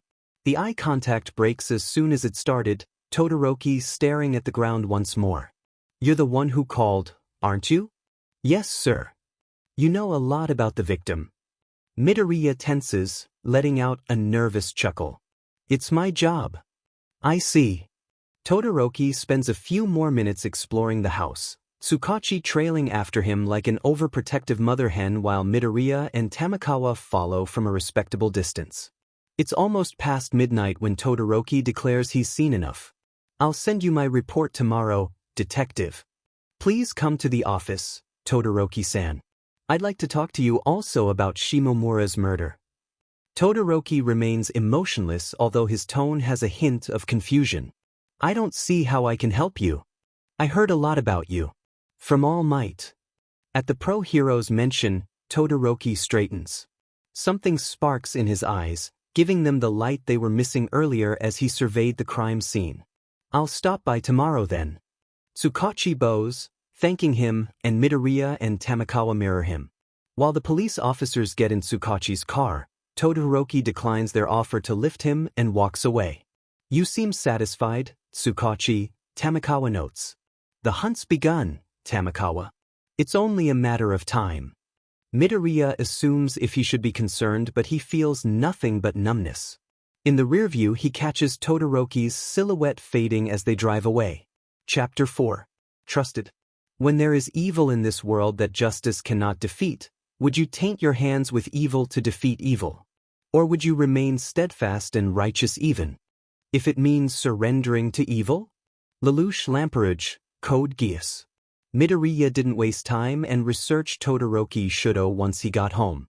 While his father was notorious and its accomplishments numerous, there wasn't much about the younger Todoroki.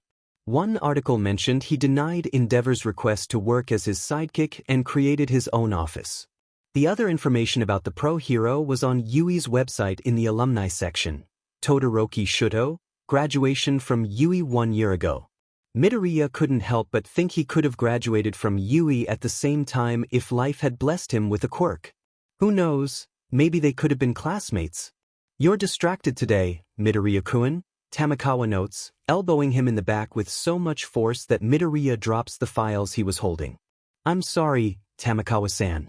I didn't sleep much last night. Tsukachi bends down to help him gather the papers, and while his help is welcomed, his comment makes Midoriya bristle. That's why we shouldn't have brought you at Yamazaki's yesterday. Detective Tsukachi. Midoriya looks up to Todoroki knocking on the threshold. He shoots up on his feet, almost dropping his files once more, as Tsukachi approaches their new collaborator. Todoroki-san, thank you for coming.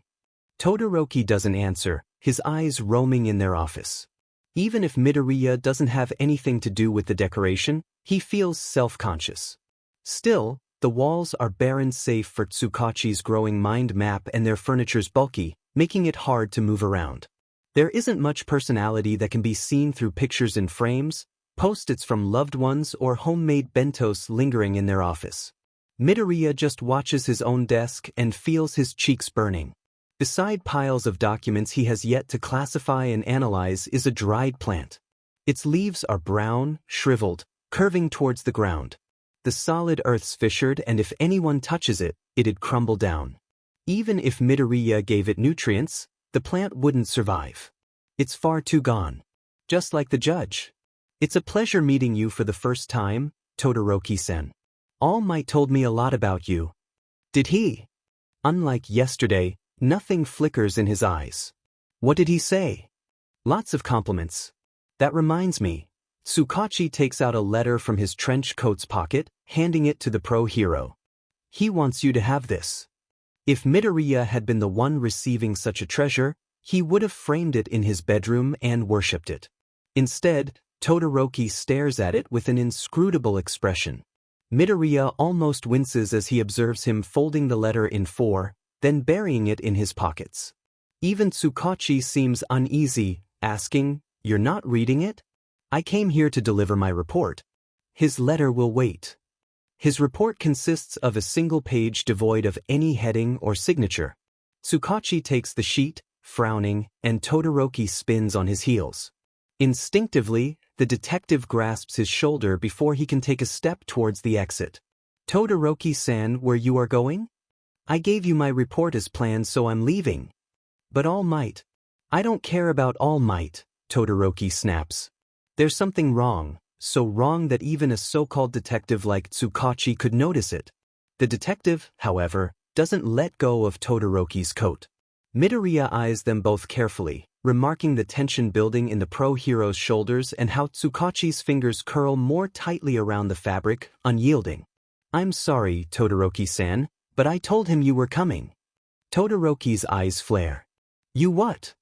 He yanks himself free and takes out All Might's letter. Everyone pretends not to listen, but Midoriya can see the glances they sneak in their direction. Not much is known about Todoroki Shuto except that he's Endeavor's son, but everyone assumes that as Endeavor's son he possesses the same intense rivalry his father has with the number one hero, All Might. "You see this letter?" Todoroki waits for Tsukachi's nod before activating his quirk, the flames engulfing the paper. He lets the ashes fall on the floor, reminiscent of those powdering Yamazaki's house. "Whatever he wants to tell me, I don't want to hear it. It's a lie." The sentence doesn't come out from Tsukachi's mouth but Midoriya's. Todoroki's smoldering eyes dart on him, and it reminds him of Tamura's eyes glaring from a distance. "What did you say?" Midoriya shudders at the threatening tone and swallows. "You didn't want to come at the office yesterday, but when Tsukachi-san mentioned All Might you changed your mind. You want to meet All Might, or rather you wanted to. What changed overnight?" This time, Todoroki's eyes are sweeping the room as if looking for an exit. They stop their shifting all of a sudden, fixing themselves on a spot behind Midoriya. The latter turns around to see All Might himself. His smile's plastered on his lips, but after countless hours of watching every video related to the symbol of peace, Midoriya knows its light is dimmed. "Todoroki Shonen." Todoroki doesn't meet his gaze, his voice barely a whisper as he replies, "Sensei." All Might lets out a hearty laugh, but it sounds false to Midoriya's ears. I'm not your sensei anymore, Todoroki Shonen, but I'm glad to see you still respect me. Todoroki, however, adjusts his coat and heads towards the pro-hero while avoiding any eye contact with All Might. I was about to leave. Did you read my letter? But Todoroki already slipped away, like shadows running away from the light. Midoriya, for once, isn't captivated by All Might. His mind's churning, trying to piece Todoroki's actions together in a coherent string. He's missing data. He hates missing data. Midoriya Shonen, wasn't it? His attention's drawn to the symbol of peace. The hero remembers his name? It's too real to be true. Tsukachi must have complained to All Might about Midoriya's incompetency. There's no way he'd be remembered as something other than trivial, than expendable, than... You were the one who saved the little girl back then. Midoriya blinks. I was. Our paths never crossed afterwards, so I never had time to give you this. He hands him a tiny handmade drawing. The word arigato is written in shaky hiragana characters, obviously dictated and covered with glitters. There are two stick figures holding hands, one with messy green hair that looks more like a hornet's nest that surely represents Midoriya's, and the other with a pink triangle as a dress. What strikes him is the words, Watashi no iro, with an arrow pointing to his figure. I met her a few days after. She was on her way to the precinct, actually. What's her name? Nishimura Saki. She's 6 years old, and because of you, she'll live for many other years. Midoriya eyes Tsukachi, almost daring him to say Midoriya's been rash when he saved the girl and that his action was praised by All Might. The detective doesn't meet his gaze and remains silent. It's childish, really, to be so smug about something like this. No one should brag about saving a life. It's logic to save a life. It shouldn't even require thinking. Those who save for something else, then this should be judged. Did Todoroki Shonen read the letter? Tsukuchi shakes his head, looking sheepish. He burned it. I see. It's better this way. I wasn't entirely satisfied with the way it turned out. The detective shakes his head, inquiring, how many drafts this time? 7. Midoriya almost chokes in his own saliva.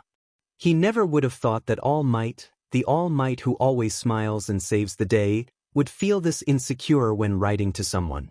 1 or 2 drafts might be alright, healthy, but 7? You're desperate, Tashinori. Tsukachi chuckles, voicing Midoriya's thoughts. Now do you have anything new to tell me? Nothing for now. I'll keep you updated. The pro-hero leaves as unexpectedly as he's come inside, flashing one last smile to the police officers before vanishing. Midoriya glues Nishimura's drawing next to his computer, smiling at how bright his desk has become. On the other side, his dried plant loses another leaf. Did you finish that list, Midoriya-kun? He turns around to see Tsukachi's heading towards him and freezes. I almost finished it. The detective scowls. Really? Midoriya's answer must have messed up his quirk because he was telling a half-truth. He finished listing the fire users, but it wasn't for Tsukachi but for the judge. As soon as you're done, I have another task for you. It's concerning Todoroki. Todoroki the son? Yes, the son. I wouldn't send you to his father because he'd eat you whole. Tashinori plans on writing another letter soon, or rather 7 more at this rate. I'll arrange a meeting with Todoroki where you'll go and give it to Todoroki. You'll have to make sure he reads it. What's so important that All Might wants to tell him? The question slips out of his mouth before he realizes it. Tsukachi, however, doesn't glare at him or admonish him for sticking his nose where he shouldn't. Instead he sighs, leaning on Midoriya's desk and almost knocking off his dried plant. Tashinori and Todoroki, not only the son but also the father, have a rocky relationship. I'm afraid I can't tell you more than that. This letter's trying to clear things between them. Midoriya nods, thoughtful. All right, but why are you designing me to give the letter? Todoroki already met me and he knows I work with you, Tsukachi-san. He'll know it's from All Might. Perhaps, but you caught his interest. Didn't you see? Todoroki never opens his mouth unless he's intrigued, Tsukachi reveals. You'll have more chance convincing him than us. He pats his shoulder before going back to his desk. the promise of meeting Todoroki once more tasting sweet in his mouth. Too slow. Tsukachi hits him in the abdomen in a chopping motion, expelling any air in Midoriya's lung. The latter stumbles back, falling on his rear, as Tsukachi grabs his collar, rising one fist in the air as if ready to collide it with his face. In a real fight, you wouldn't last a minute. Now get up, we start over. Midoriya lets out a shuddering breath and forces his tired legs to support him. Grabbing his water bottle, he gulps it down, wiping his brow covered in sweat. He's been training with Tsukachi for hours, polishing his hand-to-hand fighting skills. Apparently, his footing and reflexes are good, but he needs to work on his strength. His punches are weak, barely leaving a bruise wherever he hits, although he targets strategic areas. You start, Midoriya-kun, Tsukachi declares, his feet shifting in a stance now familiar to Midoriya. Remember, use your surroundings as well. We're in a gymnasium. There's nothing that can be used here. There's always something that can advantage you, but if your opponent seizes it before you do, you're falling behind. What you have to do is to notice it before they do. He's always been observant, but this was clairvoyance. While fighting. Whenever you're ready. Tsukachi's weakness is his speed. While the blows he delivers are devastating, it takes energy that needs to be recharged. Once he lunges, he lets himself practically unguarded, and that's when Midoriya needs to attack. Since Midoriya's own strength is seemingly laughable, he needs to strike fast and relentlessly to tire him out. The trick's that Midoriya mustn't tire himself out before Tsukachi, and if the detective has one strong trait, it's his endurance. Midoriya sprints at Tsukachi, his hands curling into fists. Tsukachi dodges the first blow almost nonchalantly, both of his arms clasped in his back as he seems to dance as he evades Midoriya's attacks. The latter only manages to graze Tsukachi's skin, not enough to leave a scratch. Concentrate, Midoriya-kun, concentrate. I am, he grumbles, his fist kicking the air where the detective was a moment ago. Elbow, is the only warning he gets before Tsukachi elbows him in the nose. Midoriya shouts in both surprise and pain, hands flying to clutch his nose. He struggles to see Tsukachi's movements, his kicks coming faster to exploit Midoriya's confused state. It's only thanks to Midoriya's reflexes that he manages to duck and sometimes ward off his superior's punches. However, he's swept off his feet by a well-aimed kick in the ankles. Use your knees. Midoriya brings them up instinctively, cutting Tsukachi's momentum as he lunges at him. He narrowly dodges the detective's fist coming down towards his face. You have to get up. Tsukachi's leaning forwards as he speaks, challenging. Midoriya's knees are shaking as they fight against the weight crushing them. But you're pinning me. You didn't understand. Get up. Midoriya grits his teeth as he unfurls his legs, pushing Tsukachi away. He scrambles to his feet, stumbling to the wall on which he leans on. He's panting, eyeing his opponent who's cracking his knuckles. You won't always have breaks during a fight, Tsukachi warns him. Midoriya sighs, straightening. That's when he sees it. The light switches a few inches away from his hands, an innocuous little thing that can tip the balance on his side if he uses it well. Use your surroundings. It's a double-edged sword. So Tsukachi saw it too. Midoriya smiles. I'm not planning on cutting myself. He flips it off. The gymnasium is plunged in darkness. Midoriya kicks his shoes off, knowing any squeaking sound can give away his location. He listens as he trails along the wall, one hand never leaving the wall. He knows Tsukachi will either come forward or on the sides but not stab him in the back. Midoriya blinks, hoping that his eyes accustom themselves to the darkness soon.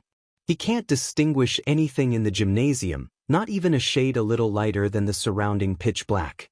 But seeing isn't enough. He doubts he'll be able to navigate in the darkness without any problems. He has to trust his instincts and he misses Tsukachi's fist by a hair. He crouches down, grabbing the detective's legs and pushing him down. They both stumble on the ground, Tsukachi's trapped legs kicking Midoriya's chin. Midoriya has no choice but to release him, wincing as the detective's feet connect with his stomach. He staggers backwards, arms spread wide and searching his opponent, his own breathing sounding labored to his ears. The lights flare to life, blinding both men. Midoriya rubs his eyes, squinting at Tamakawa who's staring at them, his cat ears twitching atop his head. My apologies for interrupting your training session, but you should see what we received. Is about the judge? We're not sure, but we think so. Midoriya's mouth is agape, his feet rooted where he is, while Tsukachi hurries to the exit, disappearing with Tamakawa. His legs buckle underneath him and Midoriya sits down, wheezing. He's alone with his reflection in the mirror, both of them incredulous. When Midoriya looks up, he doesn't recognize the man sitting across him. Isn't he supposed to be a deadly avenger? Then why is he sitting in a gymnasium, looking like the world just ended? Why isn't he defending his values, defending his modus operandi, defending his name? I am the judge. No one else. He joins Tsukachi a few minutes later, but everyone's gathered in a circle around the conference table. Midoriya doesn't dare peek around, rather sticking close to Tsukachi's gigantic mind map taking half of the wall, extending over the billboard. Someone go search Tsuragami. Tamakawa nods and leaves the room. The other officers exchange concerned glances as they mumble to themselves, glaring at what lays on the table. It might be trapped. Do you think it's fake? I wonder what's written inside. What's going on here? Tsuragami barks as he barges inside. Tsukachi shows the letter with a gloved hand. The chief edges closer and remains quiet for a moment before nodding.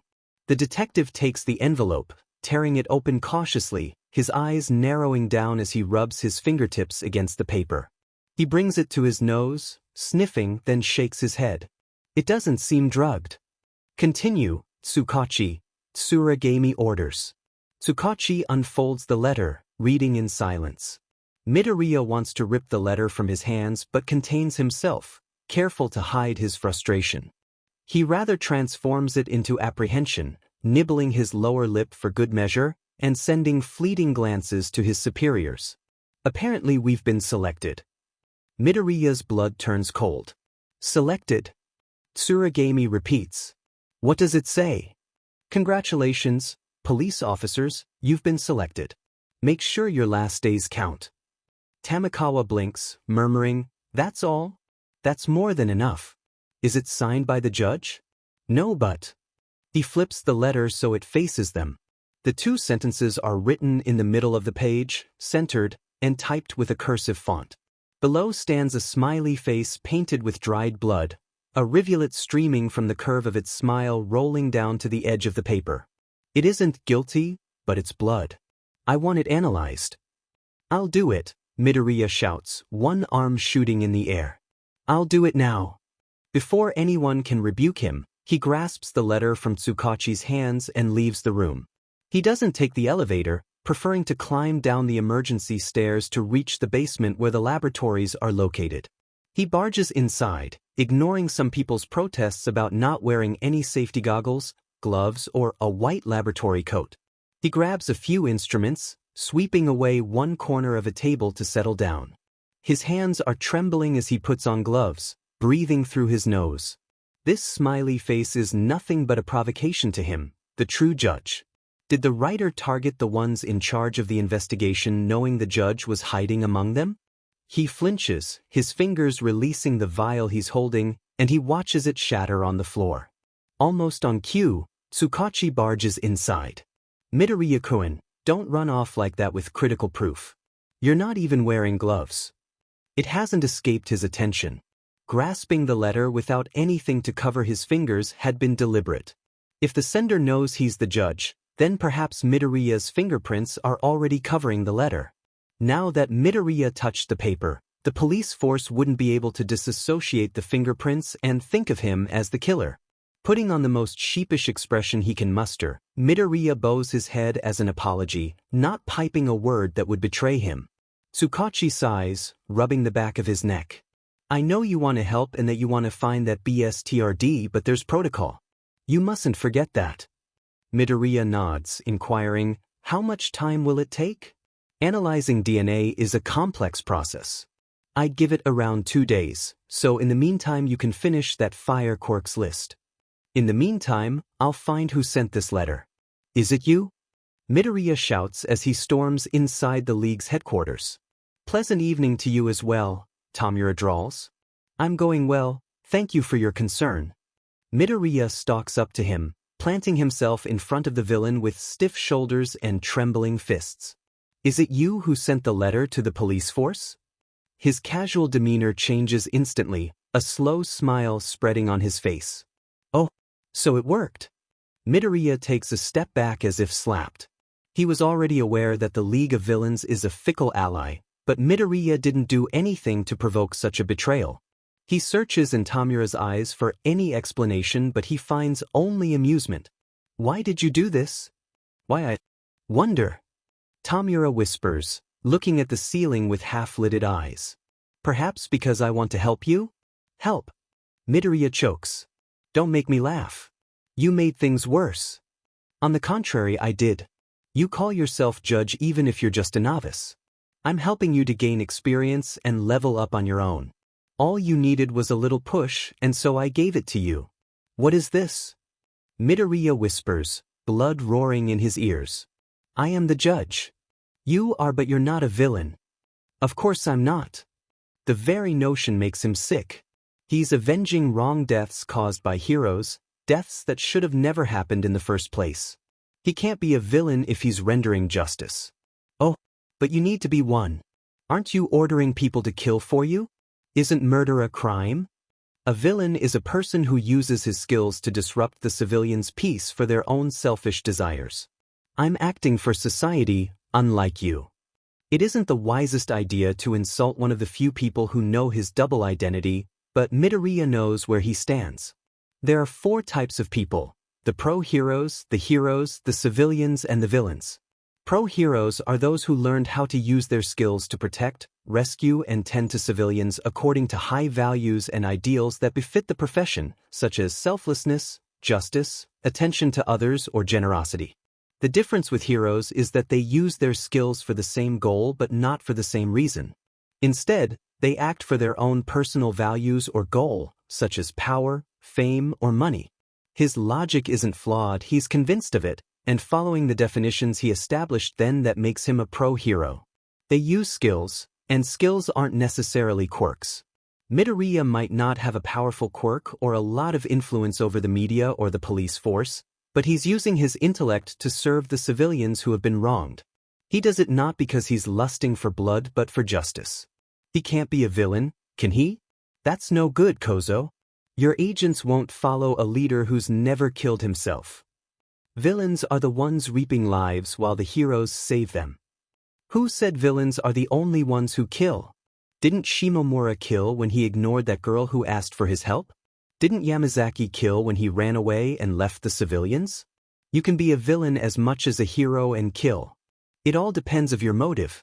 If it's noble, then why would you call yourself a villain? Midoriya's eyes widen. He's never thought about it from this perspective. He remembers himself grumbling about reporters not focusing on the motive, and here he was doing the same mistake. A villain disrupts civilians' peace. A pro-hero protects civilians for noble reasons. It's all so clear now. Never lose sight of your objective. Still, the thought of taking a life makes Midoriya queasy. Can he retrieve the letter and dispose of it without hurting anyone? The more he thinks about it, the more it seems impossible. Whether it's fake or not, Tsukachi will want to keep the letter intact and close to him. There's no doubts that security's been increased in the laboratories to prevent anyone from destroying evidence. Besides, the letter's located at the core of the police force building. If you want, then Kurogyari can teleport you inside the lab without setting any alarms. Midoriya blinks, shocked at Tamura's gracious offer. Even the concerned villain raises his head when his head's mentioned, his amber eyes narrowing. So you genuinely want to help me? Tamura shrugs. Is that so hard to believe? Midoriya doesn't rise to the bait, preferring to settle a specific time for Kurogyari to bring him to the laboratories. When he leaves, Tamura turns around to the computer, watching its pitch-black screen flicker to life. What did you think, Sensei? I have high expectations for the judge. Tamura snorts. That much? I don't know what you see in him. Let's say I trust his potential.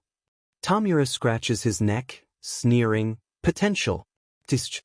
Good morning, Izuku. G'mornin', Midoriya answers groggily, Knuckles rubbing his eyes to clear away sleep's fog. His mother's finishing to cook breakfast, humming to herself some jingle. 2 bowls of rice along with 2 smaller ones of miso settle on the counter, both Midoriya's joining their hands and bowing before digging in. Inko opens the television, the usual news channel being broadcast. The weather forecast predicts showers along with cold temperature for the entire week. How's work going, Izuku? His mother asks between 2 mouthfuls. Tsukachi isn't too strict? He's alright. He still trains me. That's good, that's good. The news seems to fill her with joy. Midoriya doesn't know what to think of it. The only reason she's so cheerful is because she thinks her son is powerless when he's all but that. It's only a matter of time before the journalists cover there it goes.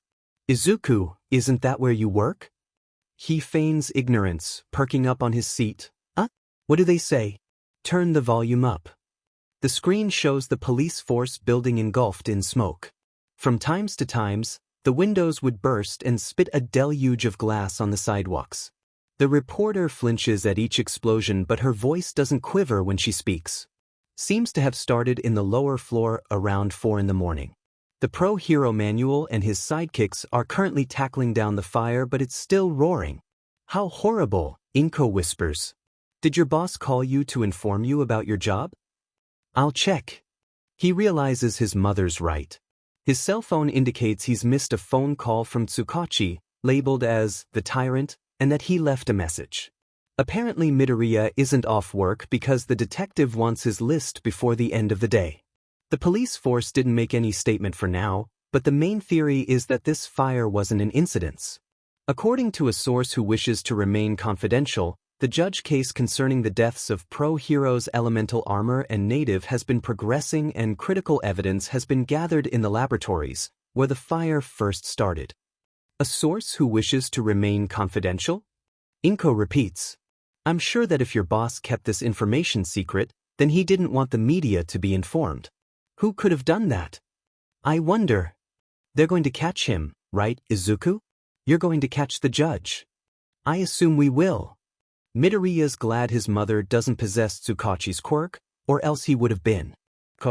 Thankfully, everyone trusts him. Chapter 5.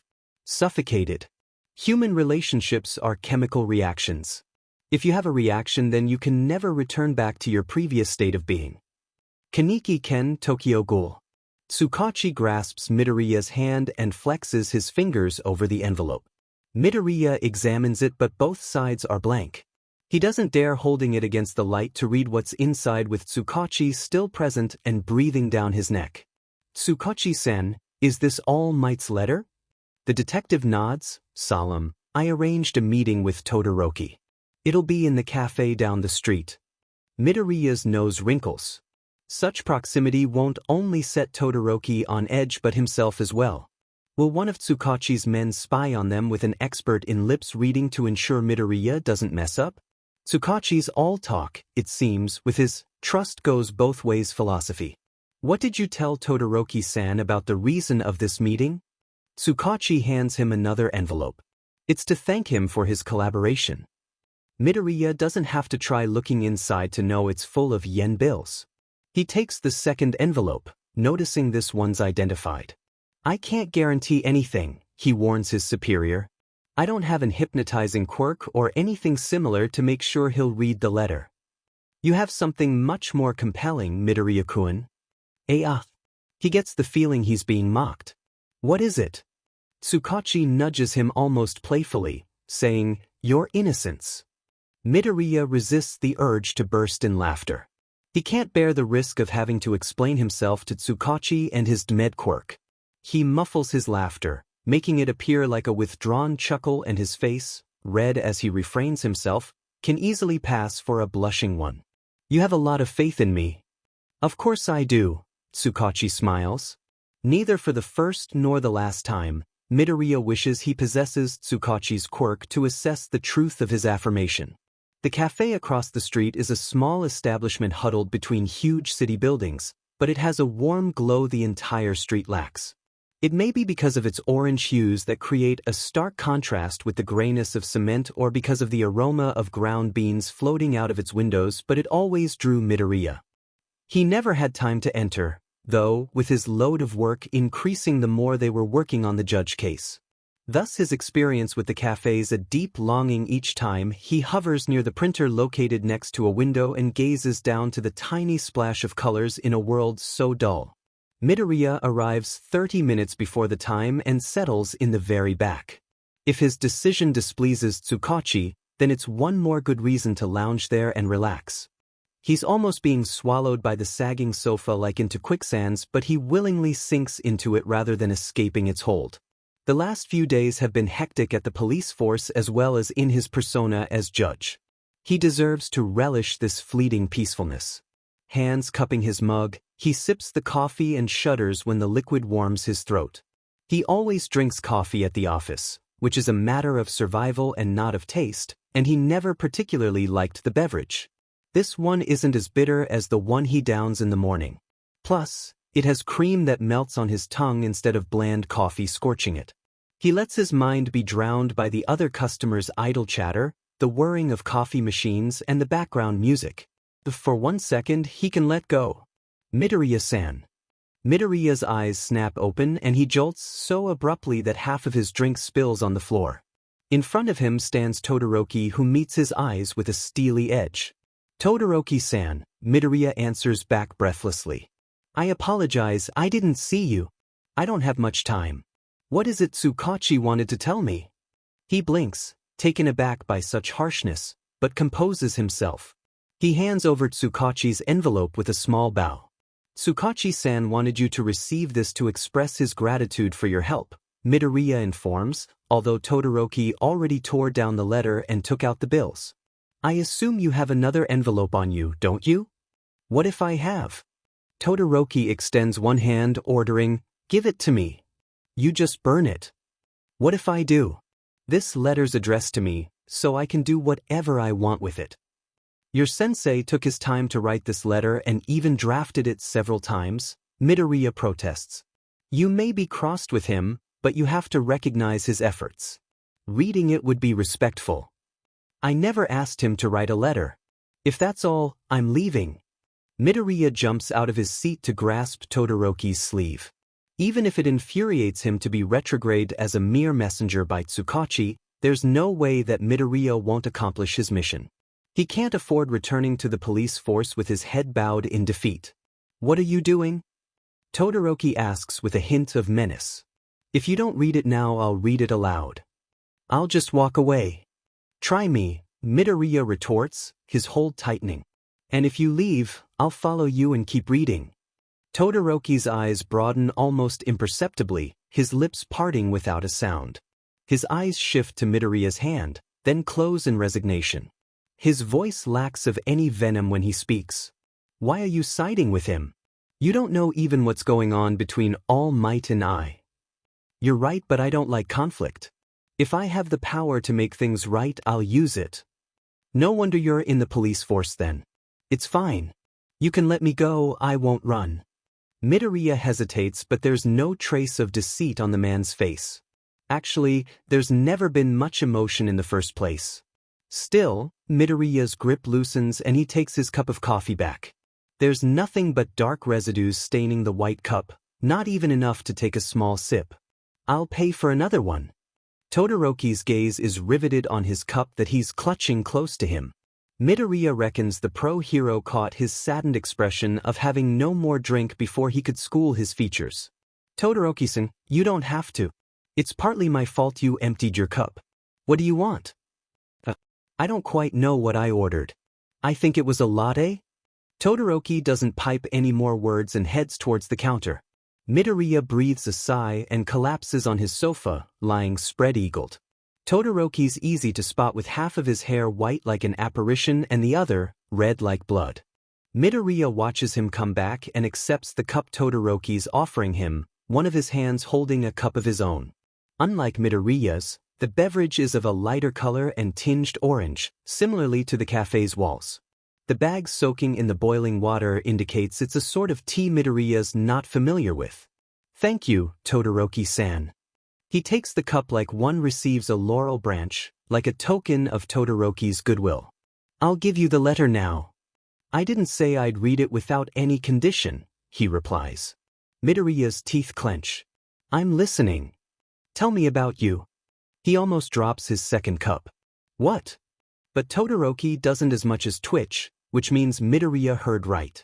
He shifts on the sofa, but it only makes him sink deeper. The self-consciousness he feels isn't fake this time. Why would you want to hear anything about me? Do you want the truth or the lie? Midoriya's already shocked enough to be given a choice. The truth. I see. Todoroki removes his tea bag from his drink, putting it down on a bundle of napkins. You don't look like much. Pardon me if I offended you, but you agreed to hear the truth, he adds when Midoriya frowns. There's a difference between being smooth and being blunt. The point is, Todoroki continues, that you're more than what you seem. Detective Tsukachi may not see it. It's obvious by the way he treats you as his errand boy. Yet there's more. I want you to tell me what it is. He doesn't know. There's no way he knows. But I'm just being me. Then who are you, Midoriya Izuku? Midoriya himself would like to know. He feels like he's hovering between two polar personalities, both screaming for justice yet acting so differently. Even as Todoroki scrutinizes him, his heart's so muddled that nothing can be discerned. I'm not sure I can tell you about who I am, but I can tell you about who I want to be. Todoroki quirks an eyebrow. The second option reveals as much as the first. Then after you can tell me who I am. He doesn't miss a beat as he nods. Deal. Midoriya straightens, sitting up instead of slouching. He can't quite explain why his heart picks up and why he's burning up as he tries to arrange the thoughts in his head. He's closer to the person he wants to become with every day that the judge case gains importance. I want to be a pro hero. Todoroki waits for more, but facing silence, he insists, is that it? That's all I can think of right now. So you want to be a pro hero. Why is that? Is it for money? For fame? No, of course not, he replies, vehement. I want to save people, nothing more. To save people? Have they done anything for you? They don't need to do anything for me to save them. I'm doing it because it's just. So you're doing it for justice? Midoriya falters before confirming, yes. People shouldn't get hurt for others' sake. Todoroki's eyes are unnerving, the gray one glaring at him as the blue one, contemplating. How can someone display two different emotions in one face that never shows any feeling to begin with? Todoroki doesn't elaborate, sipping his tea. Midoriya mirrors him with his latte, but even the comforting drink can't ease him. From what I learned about you, Midoriya-san, you don't really want to be a pro hero. What are you? You say you want to be a pro hero to save people. Most of them didn't even think about saving people in the first place. They were inspired by a hero first. The need to save people develops afterwards. I'm sure it applies to you as well. What happened to the pro hero who inspired you, Midoriya-san? Did he fail you? Did he ignore you? Get to the point, Midoriya growls, fists curling. So now you want bluntness? I'll tell you, Midoriya-san. I recognize the look in your eyes. It's anger. You're burning from within with anger, with frustration. I don't know what happened because I don't have a mind-reading quirk, but I can tell something happened and you snapped. Midoriya shoots on his feet, staring at the ground. Todoroki remains silent, no doubt analyzing his reaction while sipping his seemingly endless tea. His comment hit home too close for Midoriya's liking, but he refuses to be shaken. He knows where he stands. A pro hero uses his skills to protect civilians for noble causes, just like he does. Thank you for the coffee. He moves to leave when Todoroki speaks. You're not going to ask me why I became a pro hero? You're Endeavor's son. I got my answer. Midoriya hears Todoroki's scowl in his voice as he demands for his letter. Midoriya rather throws it at his face and leaves before Todoroki can talk again. He doesn't even look back to verify if the pro hero read the letter. To hell with Tsukachi's mission. He doesn't care. He's had enough. The list thuds on Tsukachi's desk, the detective's head rising at the sound. Midoriya manages a smile as he gestures towards his work. The fire quirk users list as you asked. Tsukachi rummages through the document, humming in approval as his eyes sweep across one profile. Midoriya prides himself on his ability to organize his data by using the most optimal classification. Methodology, after all, is primordial when the judge has to select a new victim.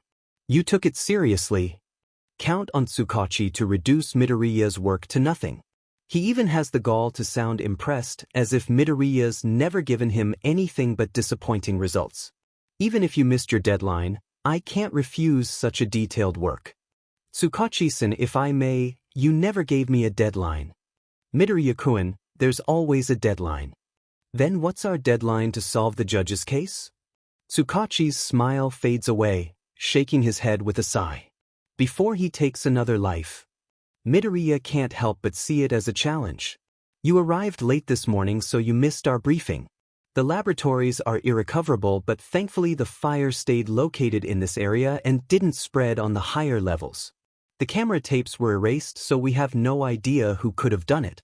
Still, Watanabe will look for the criminal while we continue on the judge case. Watanabe left the team? Tsukachi's gaze darkens. Among others. After your little speech, I received 6 demission letters. Inwardly Midoriya rejoices. Tsukachi doesn't notice it, but his ways are similar to those of a dictator's. He orders them around from 8:30 to 5, technically. Most of the times, they finish around 10 in the evening, 9 if they're lucky. Sometimes they skip lunch since Tsukachi wants his analyses as soon as possible and chains them to the office, though Tamakawa became their spokesperson in terms of healthiness. He's always the one reminding the detective that they need to eat, to drink water instead of coffee, and to go home and sleep. Without him, Tsukachi's team would have crumbled a while ago. Although Midoriya's glad as the judge, he's also glad as their co-worker. The brave men he's got to know will be able to see their family and enjoy themselves a little. So now we're 6. Tamakawa, Yoshida, Katsuo, Subaru, you and me. But you don't really have me, do you? I'm surprised Subaru-san stayed, Midoriya admits. Doesn't he have a family as well? A younger sister, yes, but his choices are his alone. Midoriya nods. He can't refute this when he alone made his choice to become the judge. I also want to congratulate you, Midoriya-kun. Tsukachi keeps going, this time with a smile. I heard that Todoroki-san finally read Toshinori's letter. Did he now? It's fair enough since Midoriya complied with his demand by telling him about his pro-hero aspiration. Although Todoroki crushed them without remorse, he did uphold his part of the bargain. Then I assume we won't collaborate with Todoroki-san anymore? That's where you're wrong. I don't know what you told him, but he decided to work with us to solve the judge case. Did he now? Midoriya struggles to hide his annoyance, but Tsukachi's eyes study his face. You don't look pleased. I thought you of all people would be overjoyed knowing that such a renowned pro-hero works with us. We didn't leave on excellent terms, Midoriya confesses, avoiding the detective's eyes. I'm sure you two are going to make up. You have to, because I'm not letting any awkwardness grow between my teammates. How about I put his desk next to yours? I don't. Then that's settled. Midoriya's convinced Tsukachi's doing it to spite him. The office has now 6 free desks, but Tsukachi chose Ishimura's that's right next to him. Since day one his superior's always been on his case, and today even more. But the longer he watches, Tsukachi's mischievous smile morphs into a familiar expression, one that first appeared when he saved that little girl whose drawing now adorns Midoriya's working space. It combines the heaviness of disappointment in the way his mouth turns downwards, a sigh raking his frame, but also signs of concern as he bits his lips, his forehead creasing. In all seriousness, Midoriya-kun, what happened with Todoroki-san? Normally you have no trouble communicating with people. I think you're the most sociable out of us. It'll pass. I don't want to think about it. Why are you asking me this? Is it a crime to be worried about you? Midoriya almost laughs but realizes Tsukachi's not joking. He's scrutinizing him like the investigator he is during questioning sessions, trying to find the flaw in his armor. Midoriya hopes he'll never see this expression again, because if he does, it'll be when the judge will be caught. Instead he scoffs, folding his arms as he looks away. You make it seem like it is. Tsukachi's eyes widen, his mouth falling open. Midoriya-kun. He can count on one hand the times he struck the detective speechless. Midoriya expected to enjoy having the power of shocking him, for once to be the one superior. However, as he meets his eyes, he never expected the color drain of Tsukachi's face and to his lips part even more in something akin to distress. Ah, Todoroki-san, welcome. Both Midoriya and Tsukachi turn to the entrance to see Tamakawa greeting the pro-hero. Tsukachi rises, smoothing invisible wrinkles on his shirt, before stepping towards the ladder. Midoriya isn't sure if it's a trick of the light, but it appears to him that the detective's hands are trembling, even clasped tightly in his back. Todoroki-san, welcome to the team. Thank you, detective. Just Todoroki is fine. All right, Todoroki. You can take the desk you prefer. Midoriya's eyebrows almost shoot up to his hairline. Wasn't it Tsukachi who insisted that the pro-hero sit beside him so they could strengthen their quite inexistent bond in the first place? Midoriya refrains a grimace before indicating Ishimura's vacant desk. Here, Todoroki. Take this one. He swears he's never seen Tsukachi's eyes widen this much. He looks like he's about to protest when Todoroki dumps his bag on the desk, already beginning to sort through his belongings. The detective clears his throat, spinning on his heels as if to leave. Midoriya-kun, a word with you. In fact, they do leave the office. Tsukachi leads him to the cafeteria, which the team never uses, but it's enough for Midoriya to understand they're standing on a neutral ground. To make believe his own pretense, Tsukachi orders the week's special while Midoriya follows him in the line without taking anything. The wait is interminable. Tsukachi folds his napkin as if it's a masterpiece that should be handled with delicacy and puts his tie away with such cautiousness, like he's afraid it's a bomb about to explode in his face. He then fumbles to snap his chopsticks in two, his mouth twisted in fake concentration. Midoriya observes him through his struggle, impassible. Tsukachi's never had any trouble breaking them in two, his motions usually sharp and certain. You know I can detect when someone's lying to me, the detective declares, putting down his chopsticks still stuck together. I would have liked to hear you lie back then, but your answer was full of honesty. So much that it was disarming. Midoriya keeps his mouth shut, watching Tsukachi's meal as it cools down from being untouched. He has an inkling it'll remain as such. My quirk doesn't allow me to feel emotions, the detective continues, but please tell me I'm wrong that I felt under your layer of sarcasm a deep hatred. Midoriya leans back on his seat, clenching his jaw. He thought he did a good job concealing his feelings, but it seems he was an open book. Now he's trapped on an uncomfortable cafeteria seat and pinned under his superior's pleading gaze. Yet Midoriya can't give him the salvation he seeks. If I do, I'll tell you a lie. Tsukachi sighs, his shoulders slouching. I see. Midoriya-kun, I'm going to ask you a question and I don't want you to lie to me. Forget that I'm your superior if it makes it easier. You won't be punished for whatever you'll say and this conversation will stay between us. I want to know what I did to make you feel this way. Why do you want to know? Tsukachi opens his mouth then closes it. Midoriya fights against a smile.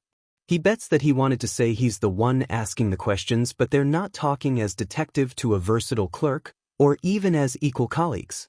He willingly abandoned his advantage as his superior, then he has to face the reality Midoriya's always been confronted to. Communication. He scoffs, folding his arms. Don't talk to me about good relationships. You can easily ask for another person who has the necessary skills to go on the field instead of the burden I represent. You're wasting a spot on your team. Why are you keeping me instead of downgrading me? Why are you keeping someone as useless as I am? Midoriya wants to kick something, mostly Tsukachi's face.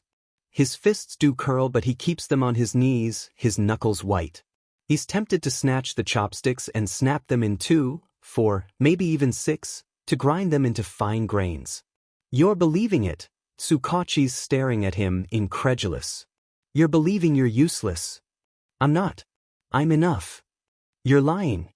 I'm not. Midoriya repeats with a steady voice, his nails burying themselves in his palms to form crescent-shaped scars. I'm enough. My quirk. Who cares about your quirk?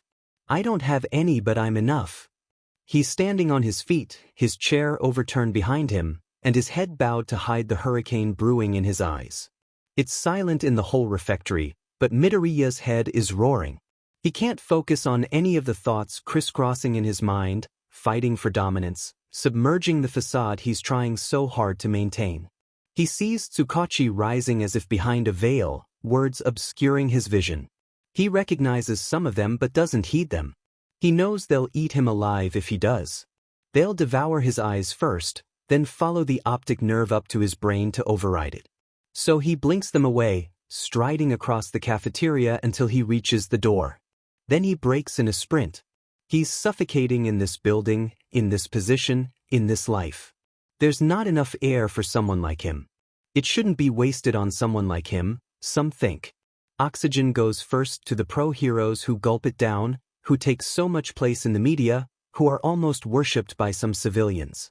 They're taking it for granted, aren't they, the constant oxygen surrounding them? Midoriya knows better. He had to fight to be where he is today, and where he is today is a police officer who's more of a stay-at-home receptionist who keeps making lists and staring at a dried plant. It's far from satisfactory. It's far from enough. He still has to fight, to carve his place, even if he's aware he'll never be completely accepted. There's not enough air in this world for 7 billion people. He's overloading. He can't stop thinking about Tsukachi's last expression. It was but a fleeting glance in his direction before he stormed away, but he saw gestures he shouldn't have seen. He saw one hand outstretched as if to cup his cheek instead of slapping him, to reach out for him instead of rejecting him. He saw the creases on his forehead, the furrow of his eyebrows, the parting of his lips as Tsukachi called his name using not a saccharine tone but one of the softest voices, like speaking to a stranded child or a wounded animal. Midoriya's nothing of the sort. Or perhaps he is. The judge, though, is nothing of the sort. Oi!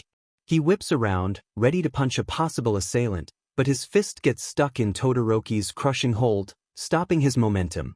He PPS an eyebrow, taking in Midoriya's frenzied state. Where are you going? Let go. The man in front of him is a pro-hero, or rather he calls himself a pro-hero, but Midoriya can't be sure before he witnesses Todoroki in action. A diploma isn't enough for a person to be called a pro-hero, more of a free ticket to privileges most don't deserve but abuse of. You have to show me around. I don't want to. Ask Tamakawa. Todoroki doesn't even budge. It's a direct order from T. Instead of motivating Midoriya, it causes the opposite reaction. He wants to leave although he has no clear destination in mind. There's the League's headquarters, but he doubts he can keep calm if he encounters Tamura and his uncanny ability of prodding where it itches the most. There's his house, but what will he do if he goes there? Tear down his bed sheets? Set the couch on fire? He can't bear having to lie to his mother. Todoroki lifts one hand to his chin, rubbing it as his eyes narrow down. He didn't say when you had to, he admits. You can show me around another time. What's your condition? He knows pro-heroes are greedy creatures, attracted to money, power, and fame that their rank instantly procures them. He isn't remotely surprised to see Todoroki's the same. Allow me to finish your character analysis. Midoriya waves one hand, not planning on listening. If he has to play interested for the sake of being left alone with any consequences, he'll do it without hesitation. Something happened, and on the day you snapped, there was no one there to save you. Midoriya jerks so abruptly that he assumes it can't be much different than whiplash. He takes a sharp intake of breath but remains gasping for it, the air never reaching his lungs. Todoroki keeps talking, his eyes inspecting him. I don't know what happened and I won't try to guess it. In all honesty, it's pointless to dwell on the past. We have to consider the future to the best of our abilities. If the rage in your eyes is anything to go by, then you're dooming yourself. Todoroki shows him his hand, splayed fingers seeking his to curl around them. Midoriya watches them with bulging eyes. I don't know your past, but I'll be alongside you in the present. You may not care about your future, but since we're a team, we're heading in the same direction. I refuse defeat caused by someone else than me, so I offer you my best partnership wishes. But Midoriya shakes his head, inquiring, what are you playing at? On the contrary, I think you're the one playing around. I can't give you redemption, but I can pave your path. I don't need to be saved. You don't. He hates it that Todoroki isn't fazed at all. He hates it that Todoroki's hand doesn't waver and doesn't retract, as if his hand holds every answer in the universe and shaking it will solve all his problems. He hates it that Todoroki's eyes are piercing his very being and penetrating his core as if the barriers he spent years building are transparent. He hates it that Todoroki's voice has no room for insecurity, that he's confidence incarnate, that he has no reason to feel inferior. So you don't want to be saved from the hatred gnawing your soul? He hates it that Todoroki's words get to him. Why are you doing this? He hates it that Todoroki's smile's full of empathy. I know what it does. I don't wish it to anyone. He hates it that Todoroki's intentions are so pure. Anyone? Not even to the person who made you feel this anger. He hates it that Todoroki's shrugs so earnest, as if the past's an obstacle he surmounted. There's nothing to be gained from wishing it since it won't happen. I'm calling a truce, Midoriya. We didn't have the best beginnings and I don't want our mutual first impressions to poison our partnership. Let's do our best to catch the judge. He hates it that Todoroki's a pro-hero. But he hates himself even more for shaking Todoroki's hand. Chapter 6. Confronted. Men often mistake killing and revenge for justice. They seldom have the stomach for justice. Robert Jordan. And here's my favorite spot. Midoriya gestures towards the printer and photocopier that stands side by side, pressed against the wall and next to the window. Todoroki stares at them blankly, his fingers trailing on one of the purring machines. Is there anything special about it? Look at the window. Todoroki complies, detaching himself from them to hover around the window, hands gripping the frame. His eyes light up in recognition when they land on the cafe below. That's where we first met. Actually, we first met in front of Yamazaki's house, but you can say it was in this cafe. Todoroki glances at him from over his shoulder. I'm not surprised you're corrected me. What is this supposed to mean? It fits your character to be precise. Midoriya wonders if it's meant as a fact, a compliment or an insult. With Todoroki's neutral tone, he'll probably never know. The only floor I didn't show you is the lower one because it's still under construction. I heard about the news, yes. Quite regrettable. Again, Midoriya doesn't know if it's sarcastic or genuine. As a test, he makes Todoroki lead them back to the office. He's quick to realize that the pro-hero has already memorized the building's layout, navigating easily through the right corridors even if they all look the same. Or perhaps he's orienting himself by spotting the rare frames on the walls. They reach the office in a record time, Todoroki's quick pace almost forcing Midoriya to jog behind him. The other 5 team members are already there, greeting them as they enter. While Tamakawa whisks Todoroki away, Midoriya settles at his desk and rummages through the tasks Tsukachi gave him. It's redundant to see the word list on each bullet point, but one of them piques his interest. List of the judge's identity suspects. It's entertaining enough to list people to frame for his own crimes. To be honest, Midoriya never thought about framing someone, not because he never thought about getting caught, but because he never thought so far in his schemes. It's time to get to work, then. He didn't even have time to open his browser when an unwanted detective drifts his way. Todoroki's fitting well, don't you think? Midoriya hums in approval, not missing a beat as he types on the keyboard. It's most impolite, but Tsukachi doesn't mention it, rather insisting on conversing. What do you think about him? Will he make a good detective? I assume he will. His mind's very logical, Midoriya states, and that's as close as Todoroki will get as compliment from him. I'm glad you two made up. I think you'll make a great team. What makes you say that? Todoroki's a pro-hero first and foremost, so he's specialized in catching criminals and villains. You, on the other hand, have the brain to identify and corner them. There's a second of silence before Midoriya's typing resumes.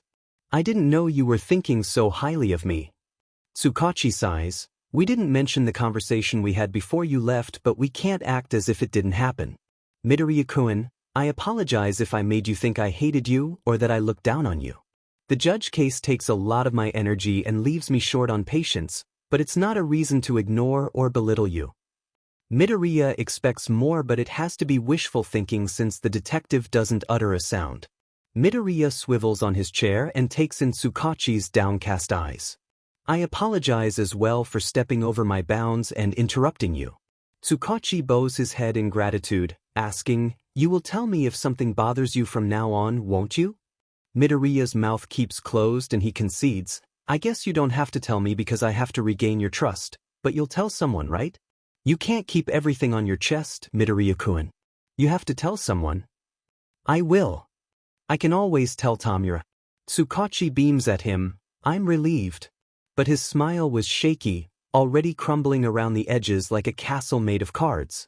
Midoriya doesn't point it out and rather focuses on finishing his document. Demotivated by his lack of talk, Tsukachi leaves him to hover around Tamikawa before they both walk out of the office. The relationship you have with Tsukachi seems strenuous. Midoriya isn't even startled by Todoroki's straightforwardness and his sudden presence by his side. It's frightening how fast he got accustomed to the pro-hero's unexpectedness. It doesn't seem. It is. I see. Todoroki sees a lot of things Midoriya doesn't. You don't have to be on guard around me, he continues. We're colleagues now. Despite this, Midoriya finds it impossible to loosen his body. Instead it winds up even more, now aware that his stiffness has been pinpointed. Todoroki shrugs as he slumps on his chair on which he pivots using his feet to move. Do as you wish. You won't see any objection if I do relax, will you? I don't, Midoriya answers, but it's tainted with uncertainty. I hear judgment in your voice. I didn't think you'd be capable of relaxing. Todoroki snorts. I'd say the same about you. I still don't, in fact, unless you prove to me that you can by showing it to me. Midoriya rolls his eyes and opens a new tab on his computer, aware of Todoroki's eyes fixed on him, waiting. At first it doesn't make any difference, but gradually Midoriya's nerves fray and he turns around entirely from Todoroki. I'm working. You should too. I am. Tsukachi told me to observe you. I'm not a child or a lab rat, Midoriya hisses. I don't need people looking after me. If you want my opinion, he considers you more like a slumbering volcano about to explode. He shrugs when he meets Midoriya's glare. A volcano's more dangerous than a child. You're much more different than how I imagined you to be. Todoroki blinks, skepticism flickering across his face. You imagined me? Not like that, Midoriya's quick to reply. As a partner. I mean work partner. Colleague. I see. And that's why Midoriya doesn't particularly like interacting with his species. Todoroki clears his throat, asking, how far are you concerning the judge case? Didn't Tsukachi-san tell you? Yes, but I want to hear it from you. It's simple really. We conducted some standard analysis, consulted you concerning Yamazaki's murder, and I think Tsukachi and Tamikawa met Shimomura's girlfriend. Oh, and we received a threat we think is from the judge, but our labs got incinerated before we could analyze them. As you can see, we're open to new ideas. What about the motive? Midoriya points Tsukachi's mind map. It has something to do with the guilty signs. He accused his victims of something and killed them for it. Men often mistake killing and revenge for justice. They seldom have the stomach for justice. What did you say? I said, so if your mother's murdered and nobody does a thing for her when they could, you wouldn't do anything for her as well? Midoriya didn't expect Todoroki's face to darken, his eyes dulling as if they're looking at something near yet too far away to lock onto. He runs one hand through his hair, his motion mixing white strands with crimson. I wouldn't, he whispers. Midoriya digests the answer and replies coldly, yes, you're much more different than I imagined. You must understand that quenching your thirst for vengeance by killing doesn't do anything but encourage more violence, the pro-hero sighs. There's a reason why the law forbids killing and... But it's your mother. He's convinced this argument will convince him but finds himself shut down as he watches Todoroki's passive demeanor switches to simmering. It's so abrupt that Midoriya physically feels a door being slammed in his face. I would ask of you to please refrain mentioning my mother. Oh, are you suddenly realizing your cowardice? There's no cowardice in resisting the urge to kill. I prefer acting like a human being, not like an inconsiderate beast. So you have no feelings. You're like an ice king. Todoroki glares at him, straightening on his seat. Don't call me that. Did I hit a nerve? The pro-hero refuses to take the bait, turning to the computer he installed on his desk. He's intent on ignoring Midoriya, but the latter leans forward in his direction, arms thrown haphazardly on his chair's backrest. The tables have flipped, and Midoriya will exploit this opportunity to its maximum. It's true that the nickname Ice King's about half of your personality. How should I call the other? Don't call me anything. I should call you Shudo. It's your pro-hero name after all, so you should recognize yourself when I call you that. Still, it's your first name. Isn't that a bit arrogant? Are you looking for a confrontation? Because that's where we're heading. Midoriya shrugs, ignoring Todoroki's warning. At least you didn't call yourself Endeavor Jr. Todoroki's chair screeches as he stands, fists curled by his sides. He doesn't glance at Midoriya as he gathers some papers next to his computer, wholly focused on his task. Instead of putting them down gently, he rather slams them on the desk, the sound resounding like a whip. This conversation's over. I was starting to have fun. Todoroki stops and whirls around, stomping back to him. Midoriya contemplates his face in fascination. Everything about Todoroki's optimized so that every action produces minimal reaction. He shows anger by the simplest twitch of the lips, frustration by the way his eyes flash, interest by the tilt of his chin, peacefulness by the slope of his shoulders, but here's a pulsing vein that appeared on his left temple, his jaw clenched as he suppressed his thoughts, his body taut as he plants himself in front of Midoriya. So this is your idea of fun? Toying with people? His eyes are narrowed down, glowering. Midoriya's already seen his eyes like this but never lit with such emotion. They were molten by irritation, but even then Midoriya bet his comments didn't unleash his full wrath. If Todoroki once knew the frustration coursing through Midoriya's veins, then Midoriya is certain what he witnesses here and now is a graze on the surface. Is it bad that he seeks for more? It's entertaining to see your face looking so alive, Midoriya admits. It's refreshing. Is this how you treat your colleagues? If so, I understand why Detective Tsukachi has trouble dealing with you. He doesn't have any trouble dealing with me. Of course, don't go around looking for trouble. You don't have the strength to fight back. Just like that, Midoriya's fantasy shatters. It's been a chimera, of course, to imagine Todoroki understands what he's going through. There's anger bubbling within him, Midoriya can't deny it, but its roots don't find their source at the same place. How can it be, when Todoroki's the very picture of everything Midoriya desires to be? As he stares at him, he's seized once more by poisonous envy to switch places with the pro-hero in front of him, by overwhelming hatred not towards Todoroki but towards himself. Todoroki snarls, I thought we had a truce, but if you're always this annoying I'm afraid we'll have some difficulties being civil to each other. This is me, Midoriya counters, arms spread open. This is my true self. I wonder, beneath that icy personality of yours, who are you hiding? Todoroki's lips purse, eyes shadowed by his furrowed eyebrows. Midoriya's disappointed to see them lifeless. Silent, the pro-hero ambles away without glimpsing back at him. Midoriya leans back on his chair, fingers laced together. The way people work is simple. Their every action is done for a motive, to achieve their dreams.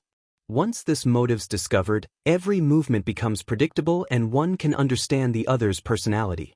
Todoroki is a character all in layers and subtleties, and Midoriya can't wait to unravel him. When Midoriya arrives at the League's headquarters, there's no one in sight. Strangely enough, even if Midoriya rarely comes, he's become accustomed to seeing Kurogiri behind the counter and Tamura gaming on the couch. Midoriya settles down on the opposite couch, drawing his knees close to his chest. Thought a lot about his next action as the judge. He feels as if he let it down lately, that he pushed it aside to favor his fake police officer persona. Yet by shaking Todoroki's hand and hearing him choose idleness instead of action, Midoriya realized that he couldn't abandon. A pro-hero's nemesis is apathy. Midoriya refuses to succumb to the disease that plagues almost every pro-hero nowadays. He refuses to let them get away with failing their duty without any consequences. The current situation, however, is far from perfect. Murder demands a motive, and Midoriya's certain he has the noblest. It also demands a victim, and he has plenty of names stocked in his mind. What he needs, however, is both an alibi and the courage of carrying out the deed. Midoriya jolts when someone sits beside, the couch dipping under his weight. He's careful to avoid Tamura's arms as the villain spreads them wide to lay them on the couch's cushions standing against the frame. If you want to kill, you should shut up. It gives away your position. I didn't notice I was mumbling. You never do. You should stop this habit, or else you might slip up around the police. Midoriya unfolds his legs, facing Tamura. He can't convey through a gaze every thought swarming his mind, but the villain meets his eyes as if he already knows what's brewing within him. What is it? I know you're dying to tell me something. Midoriya takes a deep breath, observing his hands. Their pallor screams of a recluse who spent his inside gazing at a computer screen. His torn nails tell the story of distress and insecurity permeating his mind. Numerous contusions mar his skin, and although most of them faded with time, it looks to Midoriya that they're as blotted with purple as the days where he came back from school. And soon, these same hands would be killing. I'm ready. Tell me what to do. Tell you what? Tamura insists. Tell me how to prove myself. If he knew better, Midoriya would swear he saw a smile behind Tamura's hand covering his visage. Send your letter. You seem to enjoy toying with your praise, so at least have fun while you're at it. If the two morons you killed before are anything to go by, your victim will think it's a joke. And it gives me a chance not to kill, Midoriya ponders. The way you kill is very personal. Everyone has their own method. For example, Toga's all about blood and guts while Dabi prefers smoking out his prey then burning him until nothing remains. That's because they use their quirk, Midoriya notes, unable not to spit it out in envy. You may not have a quirk, but that doesn't mean you can't do a thing. I'm sure you were trained by the police force to incapacitate your enemy, so you do as you learned, and then that's where the fun starts. Midoriya frowns but doesn't add anything. He devoured books on the matter, or rather on self-defense, since there's no textbook on how to murder someone. Hands can kill, if warped around the neck to either break it or strangle the person. Kicks using his fists, his elbows, his knees, his legs, or even his head can stun his target for a few seconds at most. Areas to aim at consist of head, neck, stomach, ankles. The best advice I can give you, Kozo, is to let go. Let go. Tamura grips his wrist, Midoriya reeling back against the couch's arm. He expects his flesh to crumble into peppery flakes, but Tamura's quirk doesn't activate. Still, Midoriya knows that when the villain will pull away, red marks will be etched on his skin. Tamura leans forward, whispering, "Can you hear it?" But Midoriya can't hear anything but his stuttering breathing as he shakes his head. Tamura's hold tightens, making him wince. "This is your pulse. Can you hear it beat?" It's hard not to feel his heart threatening to burst both inside his chest and his wrist. As if to make his point clearer, Tamura brings his wrist close to Midoriya's ear. "Can you hear it race, Kozo?" "Why, yes." Midoriya nods, still trying to crawl away from Tamura. "What does it have to do with?" "It has everything to do with killing. You have to see it as a communion. Both your heartbeats will race, but only one will cross the finish line. What you have to do is to make sure you're the winner, or else I can't guarantee that your pulse will be as vigorous as it is now." Tamura releases him so suddenly that Midoriya almost tumbling down the couch. He scrambles to sit properly as Tamura rises, heading to the counter. He pours down water in 2 glasses, handing one to Midoriya. "Have you decided who's going to be your victim?" "You'll see it in the news tomorrow," Midoriya replies, grabbing the glass. The villain smirks, rising his own. "Kompai." Midoriya stays silent as he downs his water. Tozawa Enri. Pro-hero name, knowledge. Quirk, Panmnesia, remembers absolutely everything one feels, encounters and experiences. Crime, duty to honor. Explanation, as a pro-hero, Tozawa Enri, known as Knowledge, is bound to honor her profession by being transparent and committing no crimes. Click link for crimes exhaustive list. From December 2011 to this day, Tozawa Anri has used her quirk not to serve the civilians as she's bound to but to harm them through drag dealing and weapon trafficking. The law is impartial and states that every person, whether pro-hero or civilian, shouldn't partake in these illegal activities. Through thorough research, there's no mistaking that Toza was affiliated with the Yakuza as an informant broker, using her quirk to exchange information and administer complex trafficking systems. Click link for references. Therefore, not only she sullies the profession's reputation, but she chooses her own selfish needs before the civilians, which is inexcusable. Verdict: guilty. Status: alive. Midoriya swallows, burying his phone in his pocket. Even if Tamura told him not to think too much, he can't ignore his logical mind begging to devise a plan. Entrusting the task to locate Tozawa Anri's house to Kurojiri, he's now lingering in front of her residence. It's trickier than he thought since she lives in an apartment block. The initial plan was to set her house afire, but Midoriya doesn't want to kill the people around her as well. His target's one particular person, and so it will remain. Still, if I can't burn her house, what should I do? He swears under his breath and adjusts his hood so it covers his face. He keeps stealing glances at the left window on the higher floor, but the lights are off. He has no idea if Toza was even in her house. He knows nothing. What can I do if I don't know anything? Should I proceed? He was supposed to prove himself, to kill a pro-hero by his own hands, to show everyone that the judge is strong. Yet here he is, sitting on a park bench, mumbling to himself like the idiot he is, and he can't stop his knees from jerking. His lips twitch as well as his teeth gnaw at his knuckles.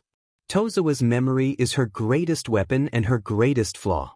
If she sees through me like Todoroki, she can easily manipulate my emotions and neutralize me.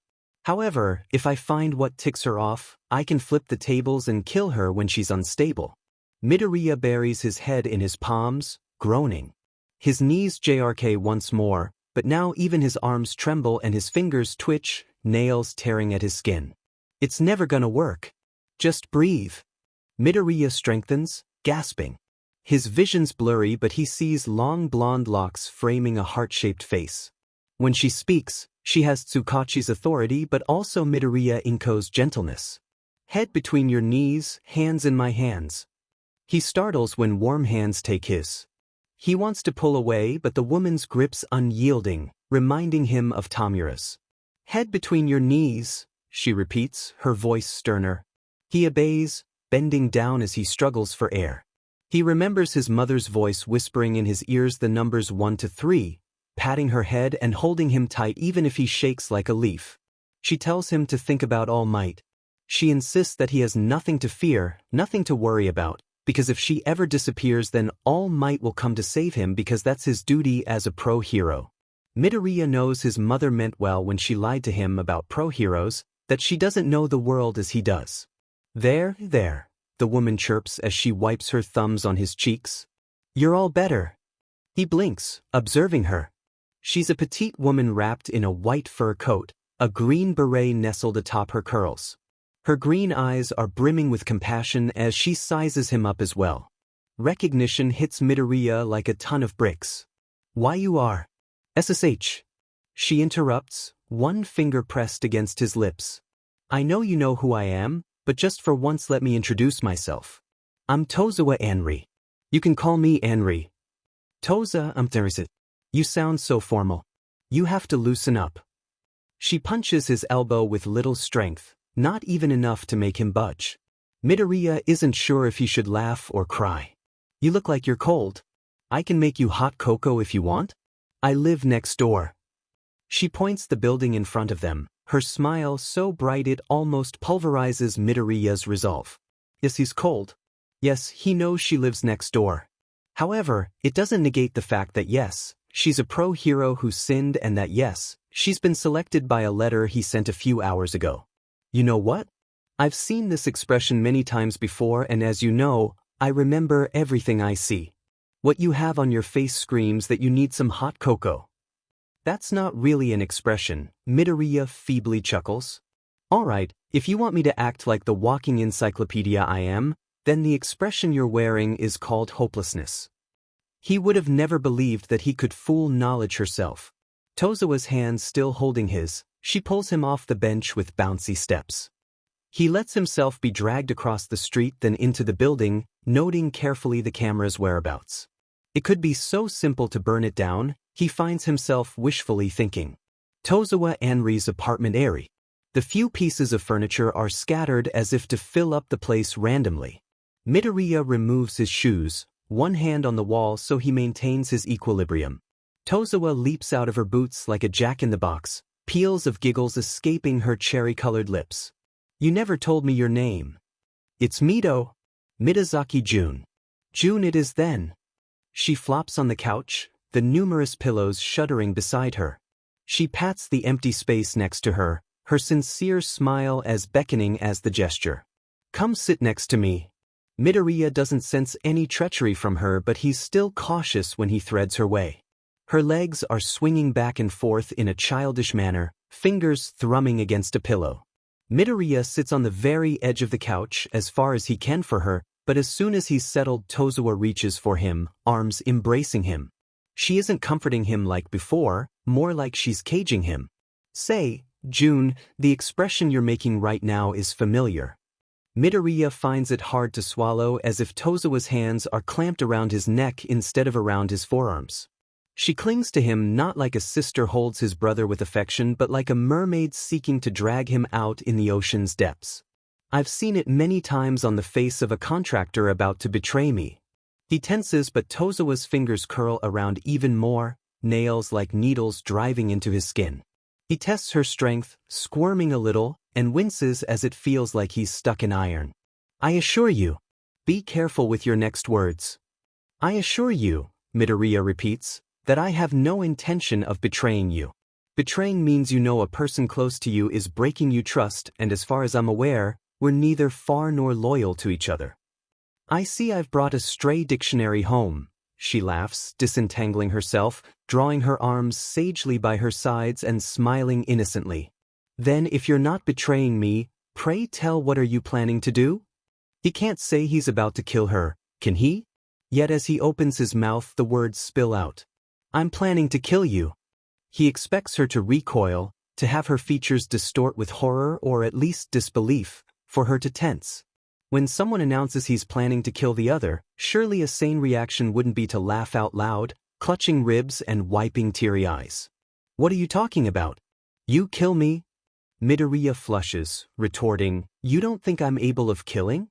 I've seen the face of many killers, so much that I'm able to pinpoint characteristics.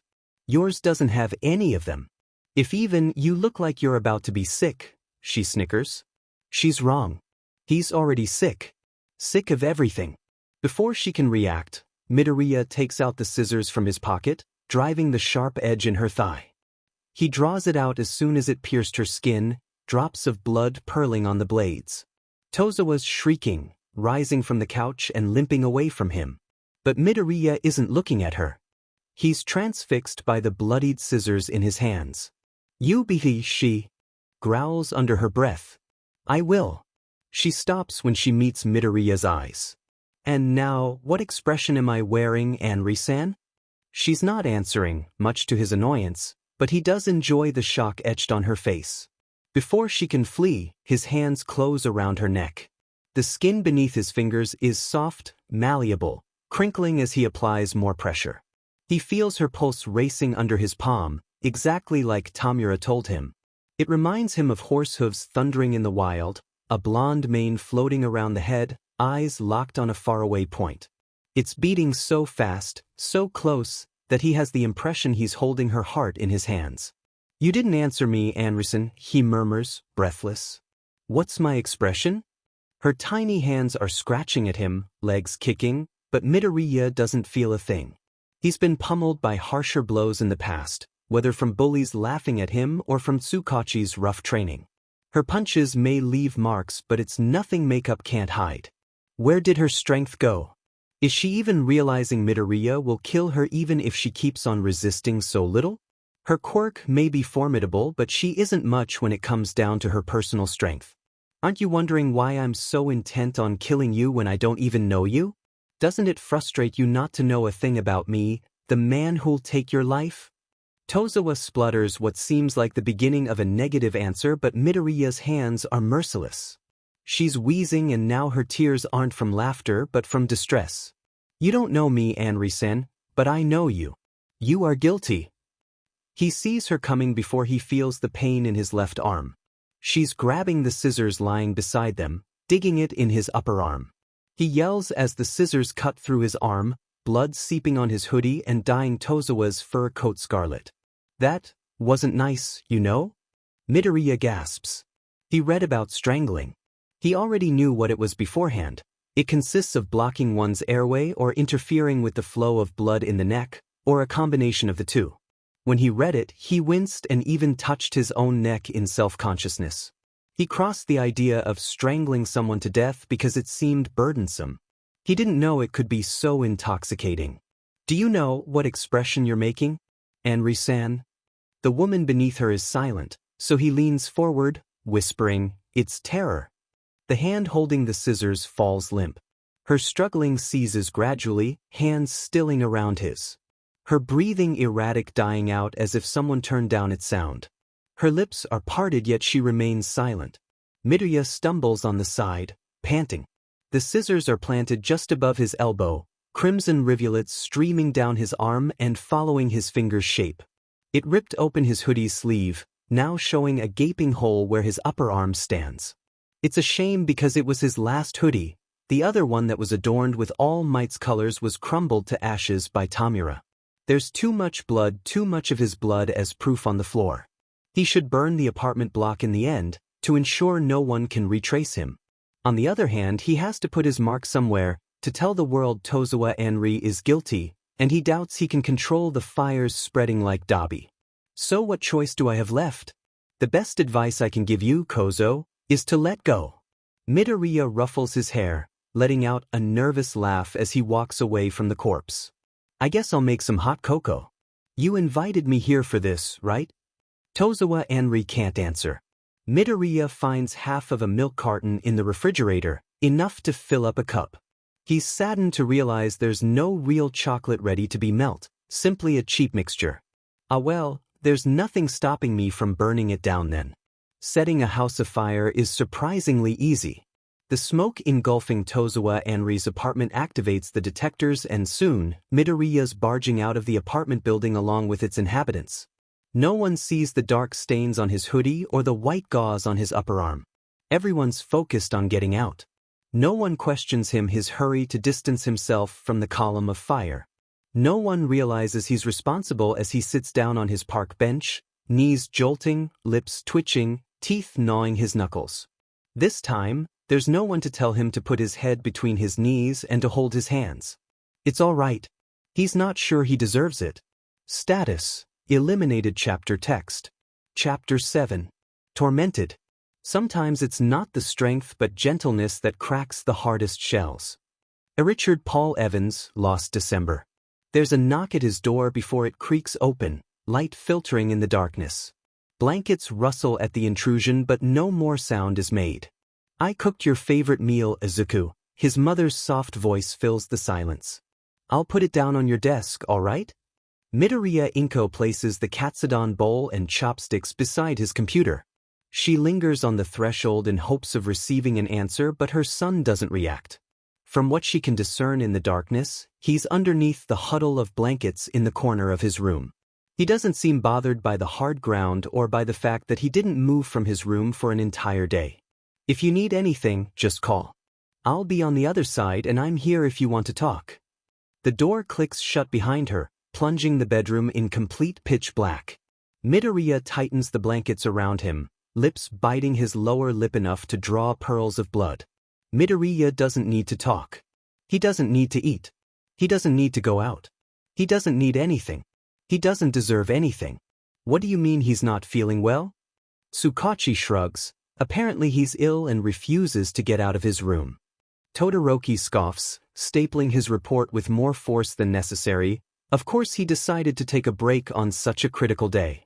They're alone in the office, the other members scattered to accomplish diverse tasks, all related to investigating the apparent murder of Tozawa Anri. The story that came out in the press in the morning goes like this. Her apartment block was set afire as a distraction so the judge wouldn't be disturbed as he killed pro-hero knowledge. The media, of course, didn't mention the lack of guilty signs on the crime scene, now nothing more than fuming ruins. He couldn't have known there'd be another murder today. Why are you defending him, Detective Tsukachi? Todoroki's face is severe as he gazes at the older man, eyes narrowed down. He's the one who made that little speech on devoting oneself to solving the case. I'd rather have my men take care of themselves at home than die in the office because they neglected their health. Strange how this perspective of yours changed in so little time. We don't give enough credit to Midoriya-kun. Like everyone on the team, he deserves to be heard, and I realized recently that we hurt him with our ignorance. If he has to take time for himself, then I'll give it to him. Todoroki stares at him, emotionless. How kind of you. Tsukachi kneads his forehead, sighing trough his nose. He remains standing for a few moments before sitting on the chair beside Todoroki, examining him. You don't approve of him. I don't trust him. Tsukachi doesn't seem fazed by his words, as if he expected them. Is it because he acts like All Might sometimes? None of the pro-hero's muscles shudder and betray him, but Tsukachi's living consists of remarking body language and inferring using what sparse information he can find. Midoriya-kun is not All Might. I know. But the detective notes the acerbic undertone tainting Todoroki's voice before his quirk even warns him of a lie being spoken to him. Todoroki-san, Midoriya-kun isn't your sensei. Both have qualities they share like selflessness and perseverance, but they're their own unique being. I know, Todoroki replies, and had it not been Tsukachi he was talking to then there isn't a doubt Todoroki would have snapped. It's not his fault. Todoroki doesn't have to ask the detective who he was talking about between the symbol of peace and their colleague. If he knew about your situation, what would he have done? Todoroki's temper's slipping up, Tsukachi remarks as he catches the tremor in his fingers. It's no coincidence that his left side's trembling more. Todoroki-san, I'm not asking you to forgive All Might or to erase your part. I'm asking you to accept it. Did you know Midoriya asked me if I would avenge my mother if I had the power to? I said no, but I'm not sure I really believed it. Tsukachi offers him a lopsided smile. The challenge isn't to refuse to acknowledge our desires but not to yield to them. Todoroki's sigh reminds him how young the pro-hero is. Yet the scar marring his face, the heavy bags under his eyes and the lines wrinkling his forehead don't belong to a young man. Tsukachi's seen them on hardened police officers, and even if Todoroki's half his age, he can't help but considering the pro-hero as his equal. You should reserve this speech for Midoriya, Todoroki mutters. I'm not sure he understands the difference between justice and revenge. I'll tell him if it can ease your mind, but don't change the subject. We were talking about you. We're not anymore, Todoroki declares, rolling his eyes, and Tsukachi can almost believe he's 20. You don't have to worry about me. I'm fine on my own. You're not on your own. This time Todoroki looks like he's a seasoned enforcer of the law who's always been a lone wolf, surprised to be offered partnership. According to All Might, the pro-hero's a solo player capable of holding his own, but he can cooperate with others if needed. Otherwise, Tsukachi doesn't know much about the pro-hero. There's an entire file on Todoroki about his skills, his education, his past, but it lies untouched in one of Tsukachi's shelves. It's one of the lines Tsukachi doesn't dare to cross. Todoroki doesn't answer him, his back facing him. Tsukachi's head pounding and he fights back against reaching out for him, rather sinking in his chair. If Todoroki's a seasoned enforcer, then what does it make him? A century-old disillusioned and weary investigator? He can't be far from the truth since he feels like one when he speaks. Don't let the past swallow you. I won't. Tsukachi's nose is tingling. He's not being lied to, but he wonders if Todoroki's lying to himself. He watches the pro-hero walking away, somehow also distinguishing Midoriya's form running away from him in the cafeteria.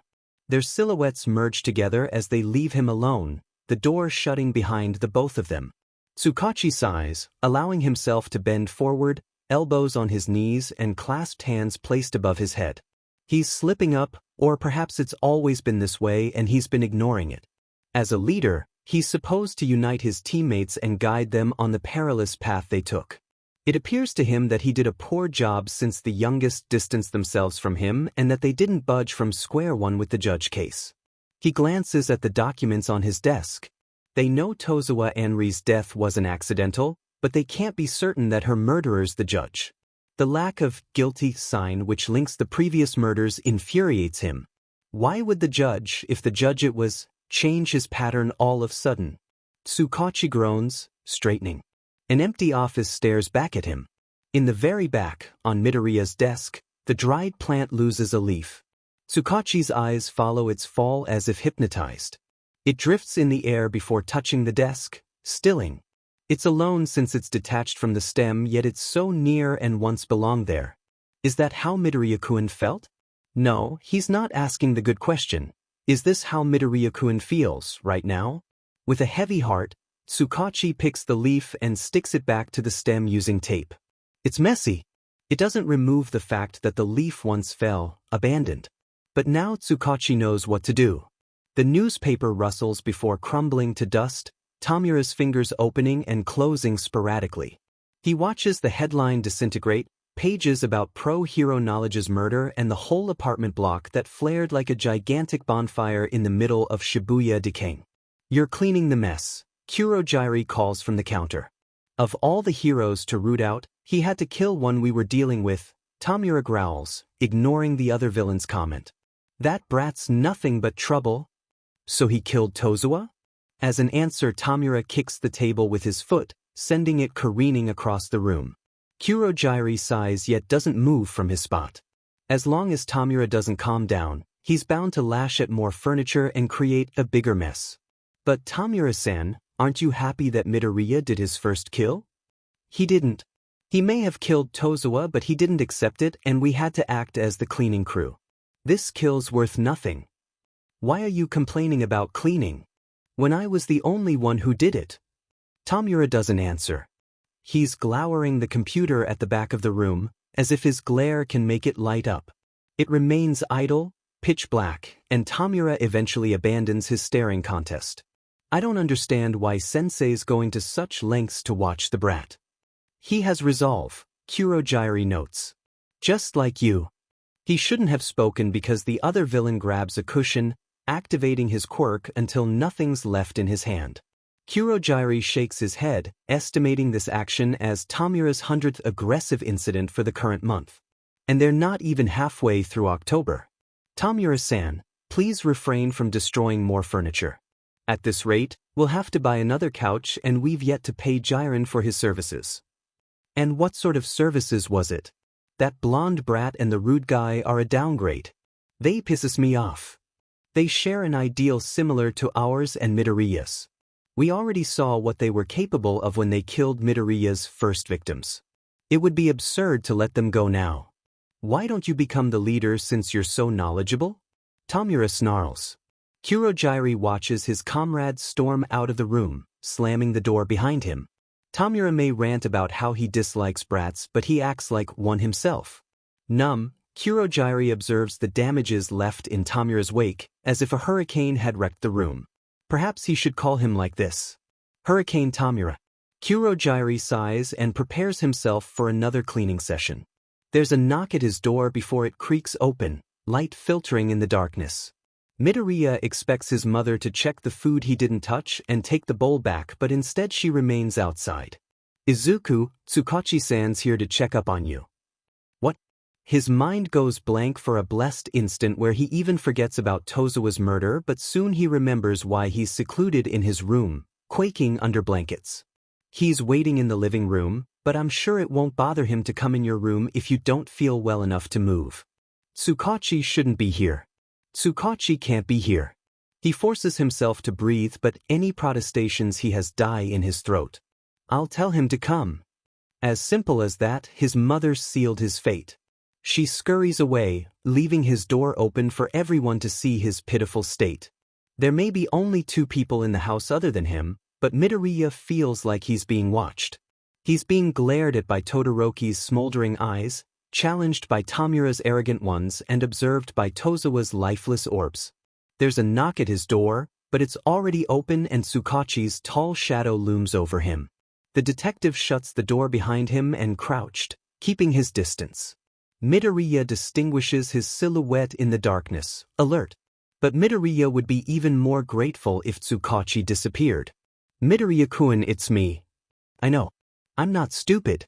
If you're anything like me, you probably don't want me to see you like this, but I'm here to listen to whatever you have to say. What are you talking about? Is this a joke? You're wasting my time. I'm aware that trust goes both ways, so I'm ready to answer your questions beforehand to make you at ease. This time, Midoriya's interest is piqued. Apart from Tsukachi's academic accomplishments and the notable criminal cases he solved, Midoriya has little to no information on his superior. Still, he doesn't know why he's so excited. It's not like Tsukachi has something to be ashamed of, is it? After all, he's the perfect, selfless detective who will save the day. Tsukachi shifts and Midoriya tenses, ready to bolt out of the room, but the detective simply changes position to be more comfortable. He sits across Midoriya, crossed-legged, hands wrapped around his knees. You wanted to know why I kept you in my team. In my opinion, your observing and deducting skills are unmatched in the police force, making you a crucial member to uncover and stop the judge. With your astuteness, you're able to predict what will happen and to decide which course of action is preferable. I respect those skills, Midoriya-kun, and this is one of the many reasons I chose you. I see myself in you, sometimes. Midoriya wants to laugh. This situation he's been moved into is most ridiculous. He doesn't mind being compared to Tsukachi since it's been like this since he discovered he doesn't have a quirk, but Tsukachi comparing himself to him? Doesn't the detective have a shred of self-consciousness? The two of them evolved in different universes even if they both live in the same town, and Midoriya knows their paths will continue diverging. Hasn't it already started with Tozawa's murder? Midoriya clutches his stomach, grimacing. As annoying as Tsukachi is, he managed to clear Midoriya's mind for a few seconds. However, the image of Tozawa's doll-like body, so easily crushed despite having a quirk, invades his mind twice forcefully. Midoriya clasps one hand in front of his mouth as he resists the urge to vomit, the bile scorching his throat. My quirk is subtle. I can detect when I'm being lied to, and if I concentrate I can use my quirk to analyze a nearby conversation. Still, I thought it was an instinct, a gut feeling, and I considered myself quirkless. I listened to my childhood friends boasting about their abilities and showing off at every opportunity.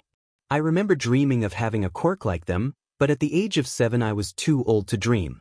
I didn't understand I had a quirk until I first attended UE. But you have a quirk and went to UE? Two things I can only dream of realizing. I didn't enroll in the hero program.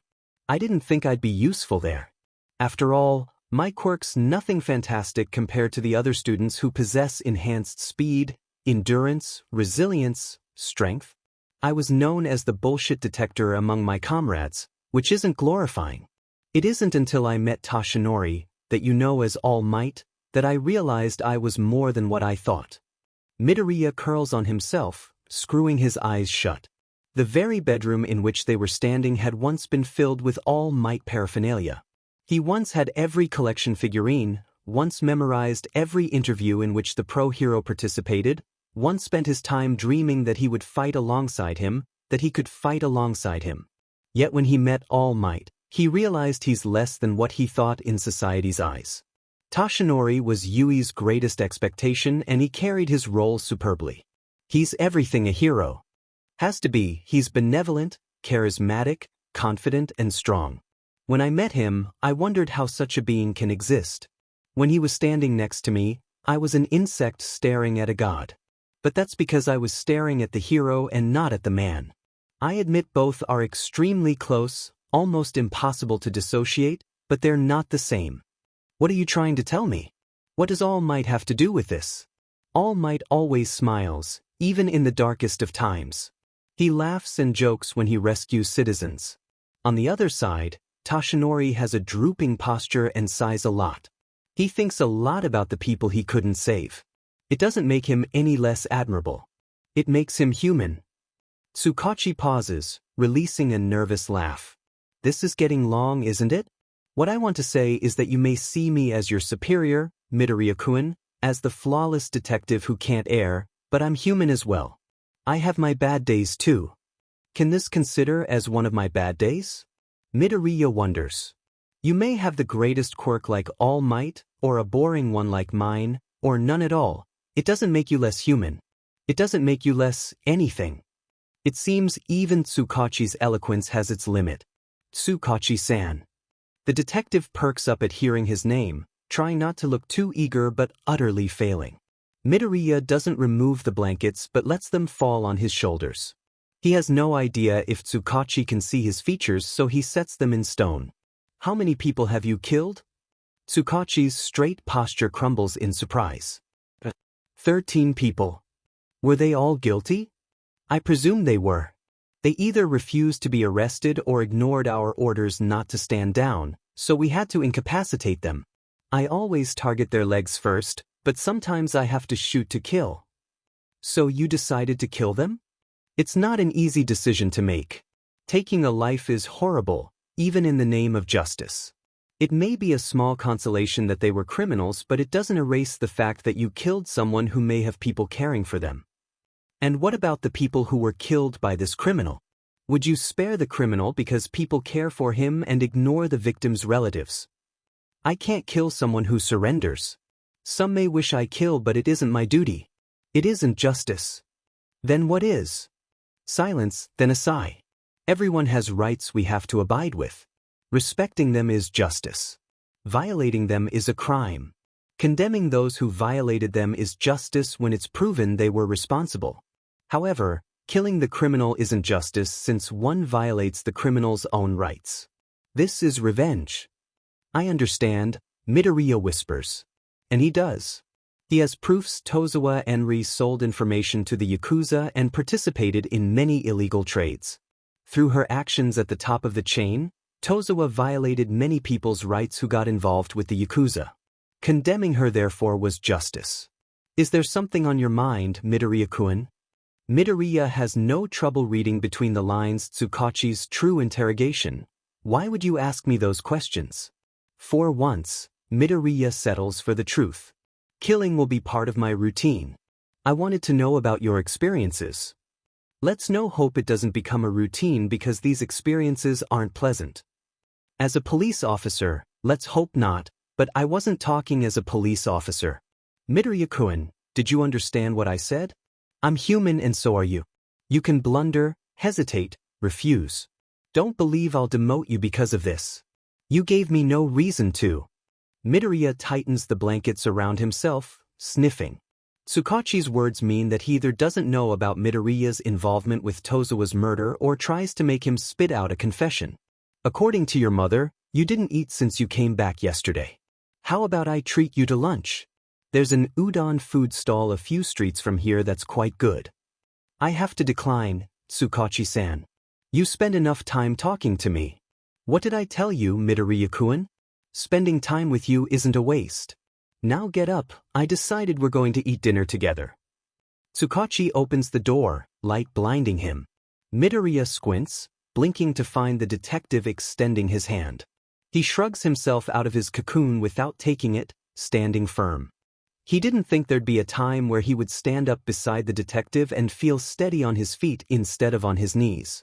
His mother is so overjoyed to see him out of his room that she melts in a puddle of tears, clinging to Midoriya's shirt. He's sheepish as he apologizes for worrying her. He should know now that even criminals have people who care for them. His mother's a prime example. The walk to the udon place takes less than 10 minutes, but it's enough for the sky to cloud and for rain to pour. The street clears of any lingering pedestrians, and soon Tsukachi and Midoriya find themselves alone outside, running to their destination although mindful of slipping.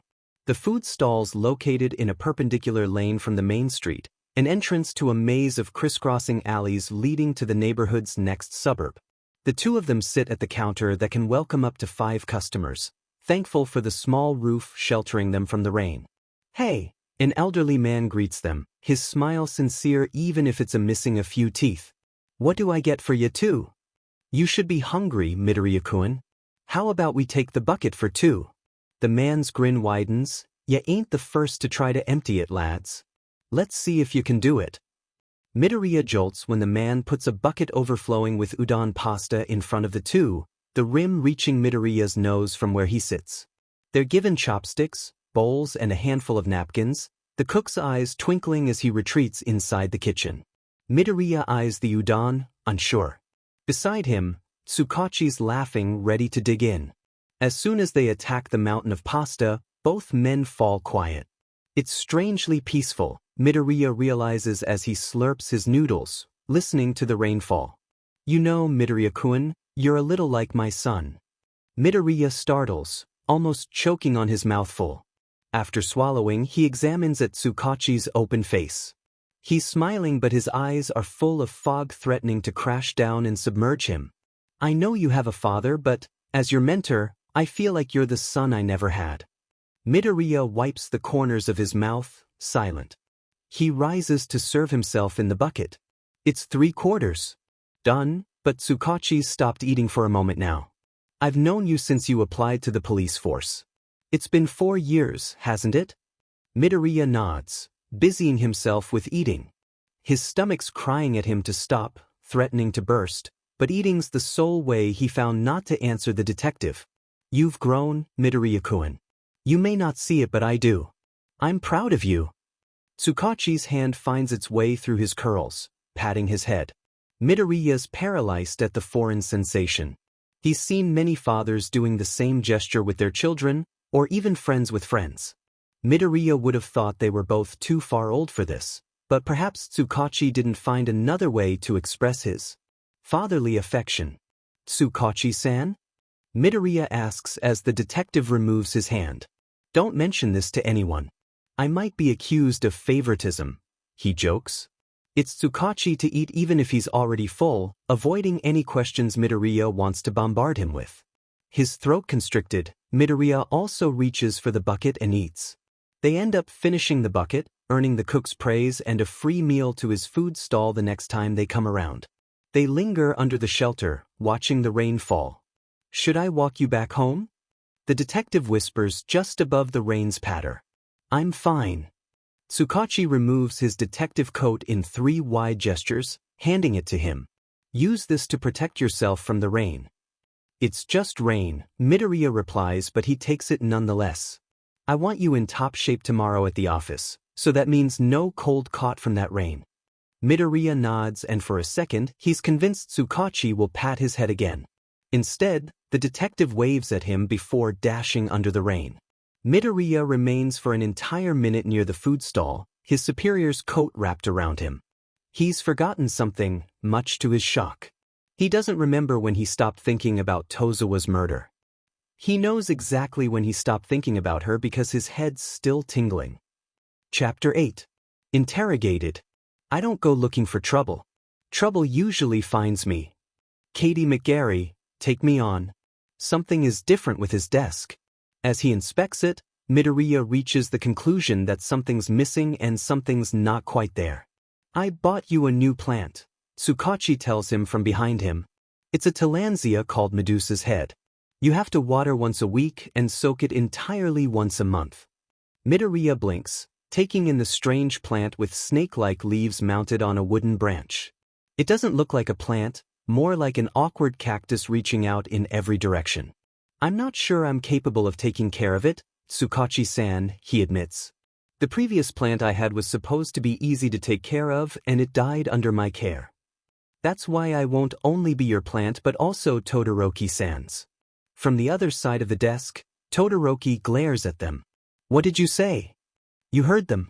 You two are going to work together taking care of this plant. Friendship's born from striving for a common objective.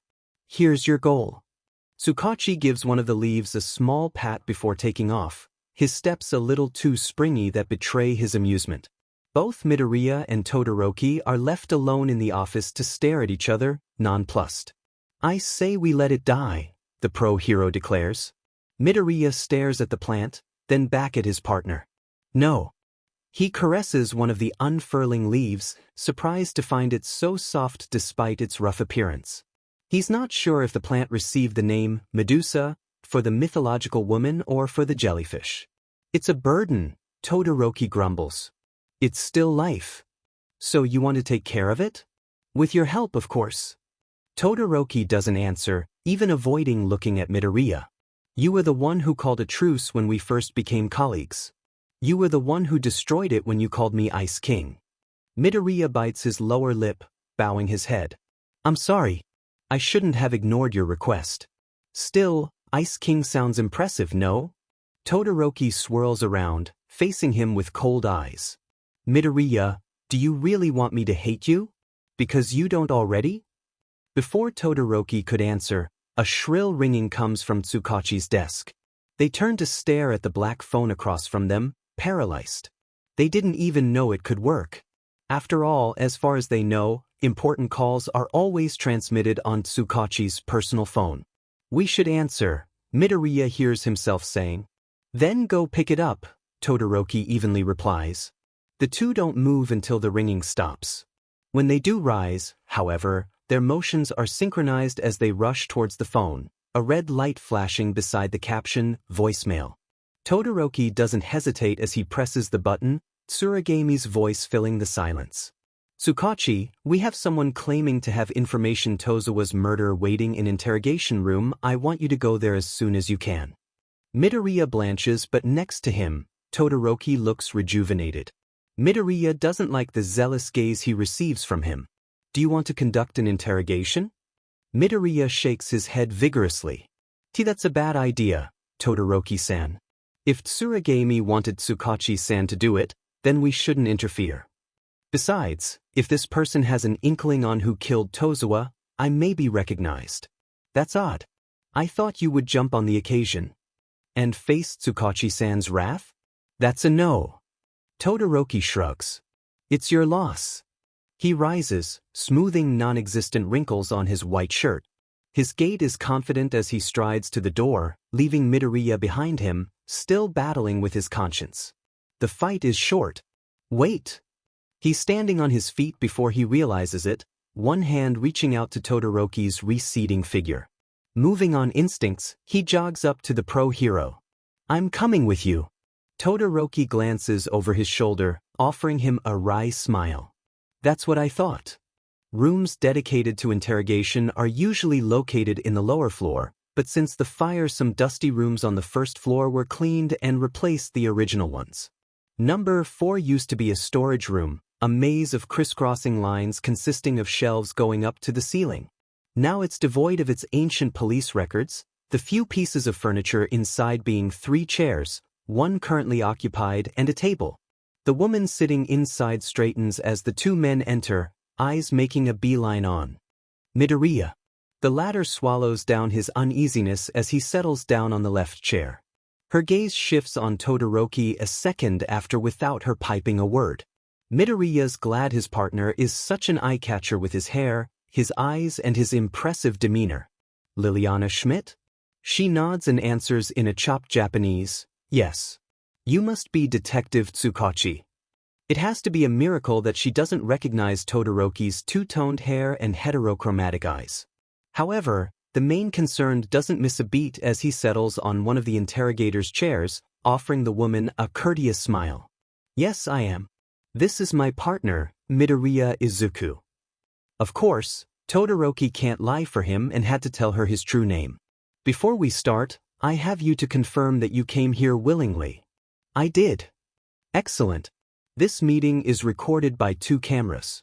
One here and the other one here. Todoroki indicates the device behind Schmidt and the one in his own back. There's nobody on the one-way mirror's other side. You have the right to remain silent. Is this clear? Yes, Detective. Midoriya's mouth twists, bordering on a grimace. Impersonating one of the police force's most reputed detectives is almost synonym with instant demission, but Todoroki's nonchalant, as if he doesn't realize what consequences their fraud could have. We heard you had information concerning Tozawa Anri's murder. Yes, I'm her neighbor. I'm living at number 709, or rather I was living there. Where are you living now? The address she gives them is an hotel room in Chiyoda. Todoroki nods, as if he already knew the information and sought for validation. When are you going back to England? Midoriya startles, eyes shifting to the 2 of them. It's like Todoroki's privy to something he doesn't know. The pro-hero must have done intensive research beyond the frame of Tozawa Enri's murder when Midoriya was wallowing in his bedroom. Next week. I already bought my tickets. Todoroki PPS an eyebrow. Tickets. He repeats. I'm leaving with my fiancé. His name? Natsuhiko Arata. Was number 709 under his name? Yes. We're going back to my family's house in Devonshire. Why the sudden need to go back to England? I'm sure your building was insured and offered you some compensation. I understand the transition to the hotel is necessary, but there are nice apartment blocks near where you lived that could fit. To do, Tsukachi-san, Midoriya intervenes. I think we should focus on Tozawa's murder. I first want to solve our guest's case. I'm not involved in a case, Detective Tsukachi. Schmidt laughs nervously. I'm going to England with my fiancé. Is that a crime? Todoroki's eyes narrow down. Midoriya's convinced he's not going to let go, but instead, Todoroki leans back on his chair, folding his arms. What was your relationship with Tozawa Enri? We were neighbors. She was living down the corridor. On each Wednesdays, we saw each other at the embroidery workshops on the first floor. She was quite talented. Talk to me about her personality. Was she a person who could cause trouble? Not at all. She was very kind. She helped me during our first workshop because I kept on sticking my needle the wrong way. Besides, as pro-hero, she always looked for others before herself. Midoriya's fists curl. Wrong, he thinks, or perhaps his body language broadcast it because Todoroki turns to him. It seems that my colleague is opposed to your statement. Schmidt's hazelnut eyes settle on him, judgmental. He has no reason to. Mrs. Tozawa was a benevolent person, I tell you. Allegations of weapon trafficking have been made against Tozawa, Midoriya retorts. Do you wish to change your opinion? I know who Tozawa was, the Englishwoman replies, eyes spitting venom. I have no doubts concerning her kindness and her integrity. No need to anger ourselves, Todoroki sighs. I think none of us knew Tozawa Enri very well if we were unable to prevent her murder. Schmidt pales, stuttering, a murder? So it's official? She's been killed by the judge. Todoroki leans forward, unmovable. I think you're the one who's going to tell us about it, Mrs. Schmidt. After all, we already collected testimonies from the residents, including yours. If you came here today, it means you have information you didn't want to disclose, information that would have put you in the spotlight, information, perhaps, that is crucial for this case. Schmidt's lower lip wobbles, her eyes riveted to the floor.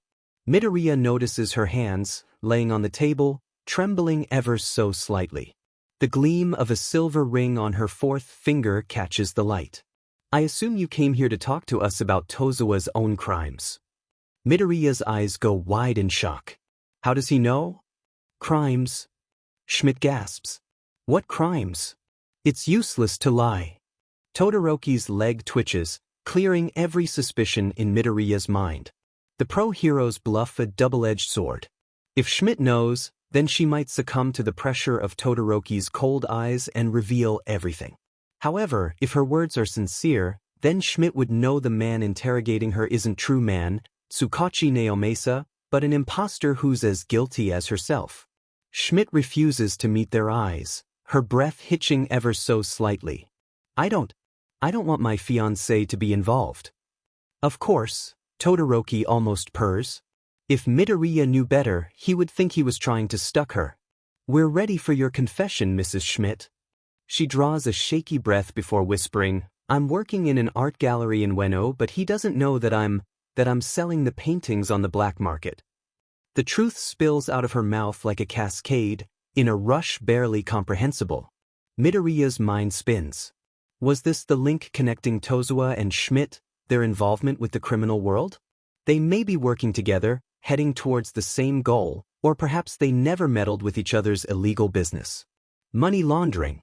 How unoriginal, Todoroki mumbles, receiving confused glances from both Midoriya and Schmidt. I assume your husband, pardon me, your fiancé doesn't know about it. I started before I met him, Schmidt admits, shoulders shaking as she suppresses sobs. He doesn't know anything. I didn't have the courage to tell him. So you're a coward? Todoroki leans forward, resembling to a wolf in his predatory stance and his smile full of canines. How about you start being brave for once? I didn't want to tell you all this. This old life of mine is done. I'm done. Telling lies to Natsuhiko, I'm done being scared of the police knocking on my door to arrest me. I'm done. I just wanted to tell you about the night Tozawa was murdered.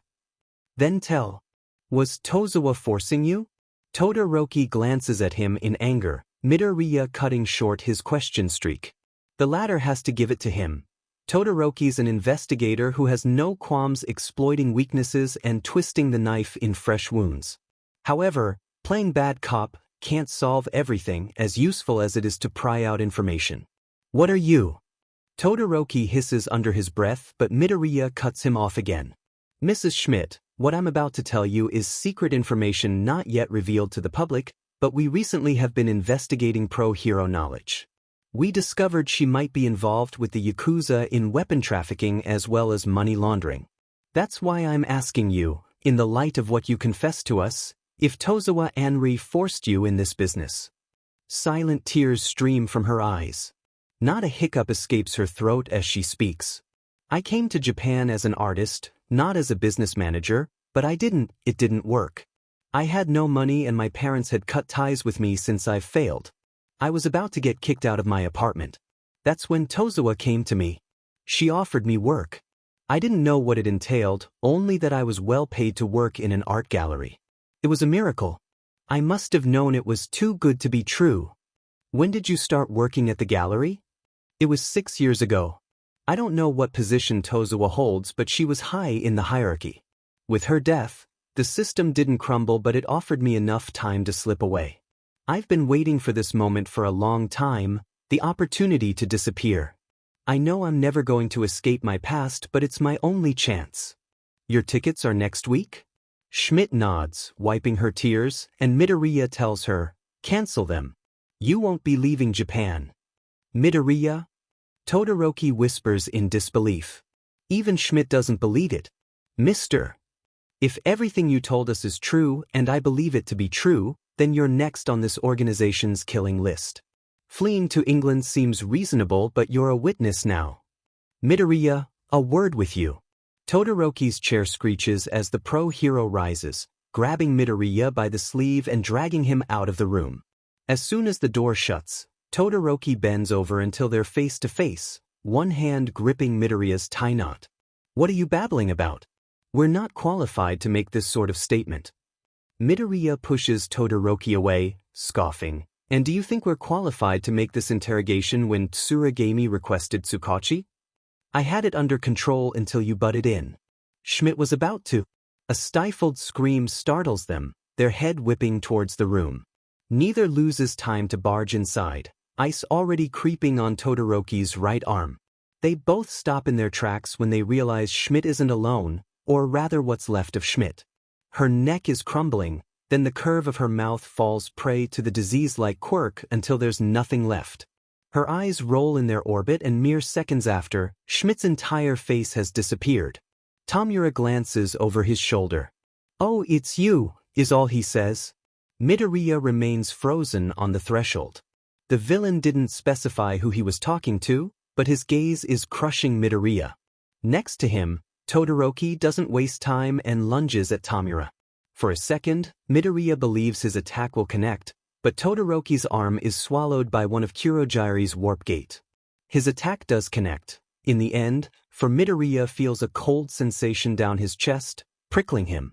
He looks down and finds the end of Todoroki's hand outstretched in front of him, emerging from the gate's other end, and ice piercing his chest. Immediately, Todoroki removes his hand, snarling, but his eyes never waver from Tomura. The villain is waving at them, stepping back in another portal that materialized behind him. Stop! Todoroki shouts, hurtling ice spikes. We'll see each other soon, Tomura declares before the portal vanishes, the spikes embedding themselves in the wall. Deafening silence fills the room. Todoroki yells in frustration, kicking down the chairs. Midoriya stares at Schmidt, who is nothing more than a pile of dust. Todoroki! The pro-hero whirls around, growling, "What do you want?" His eyes are brimming with rage, but they lose some intensity when they take in the ice protruding from his chest. Midoriya opens his mouth, but he's not sure if he speaks. He can't hear his voice above the thundering of his heart.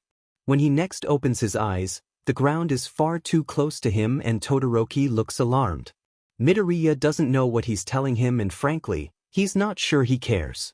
It hurts when his chest expands to take air and it contracts as he breathes out. It must be the ice.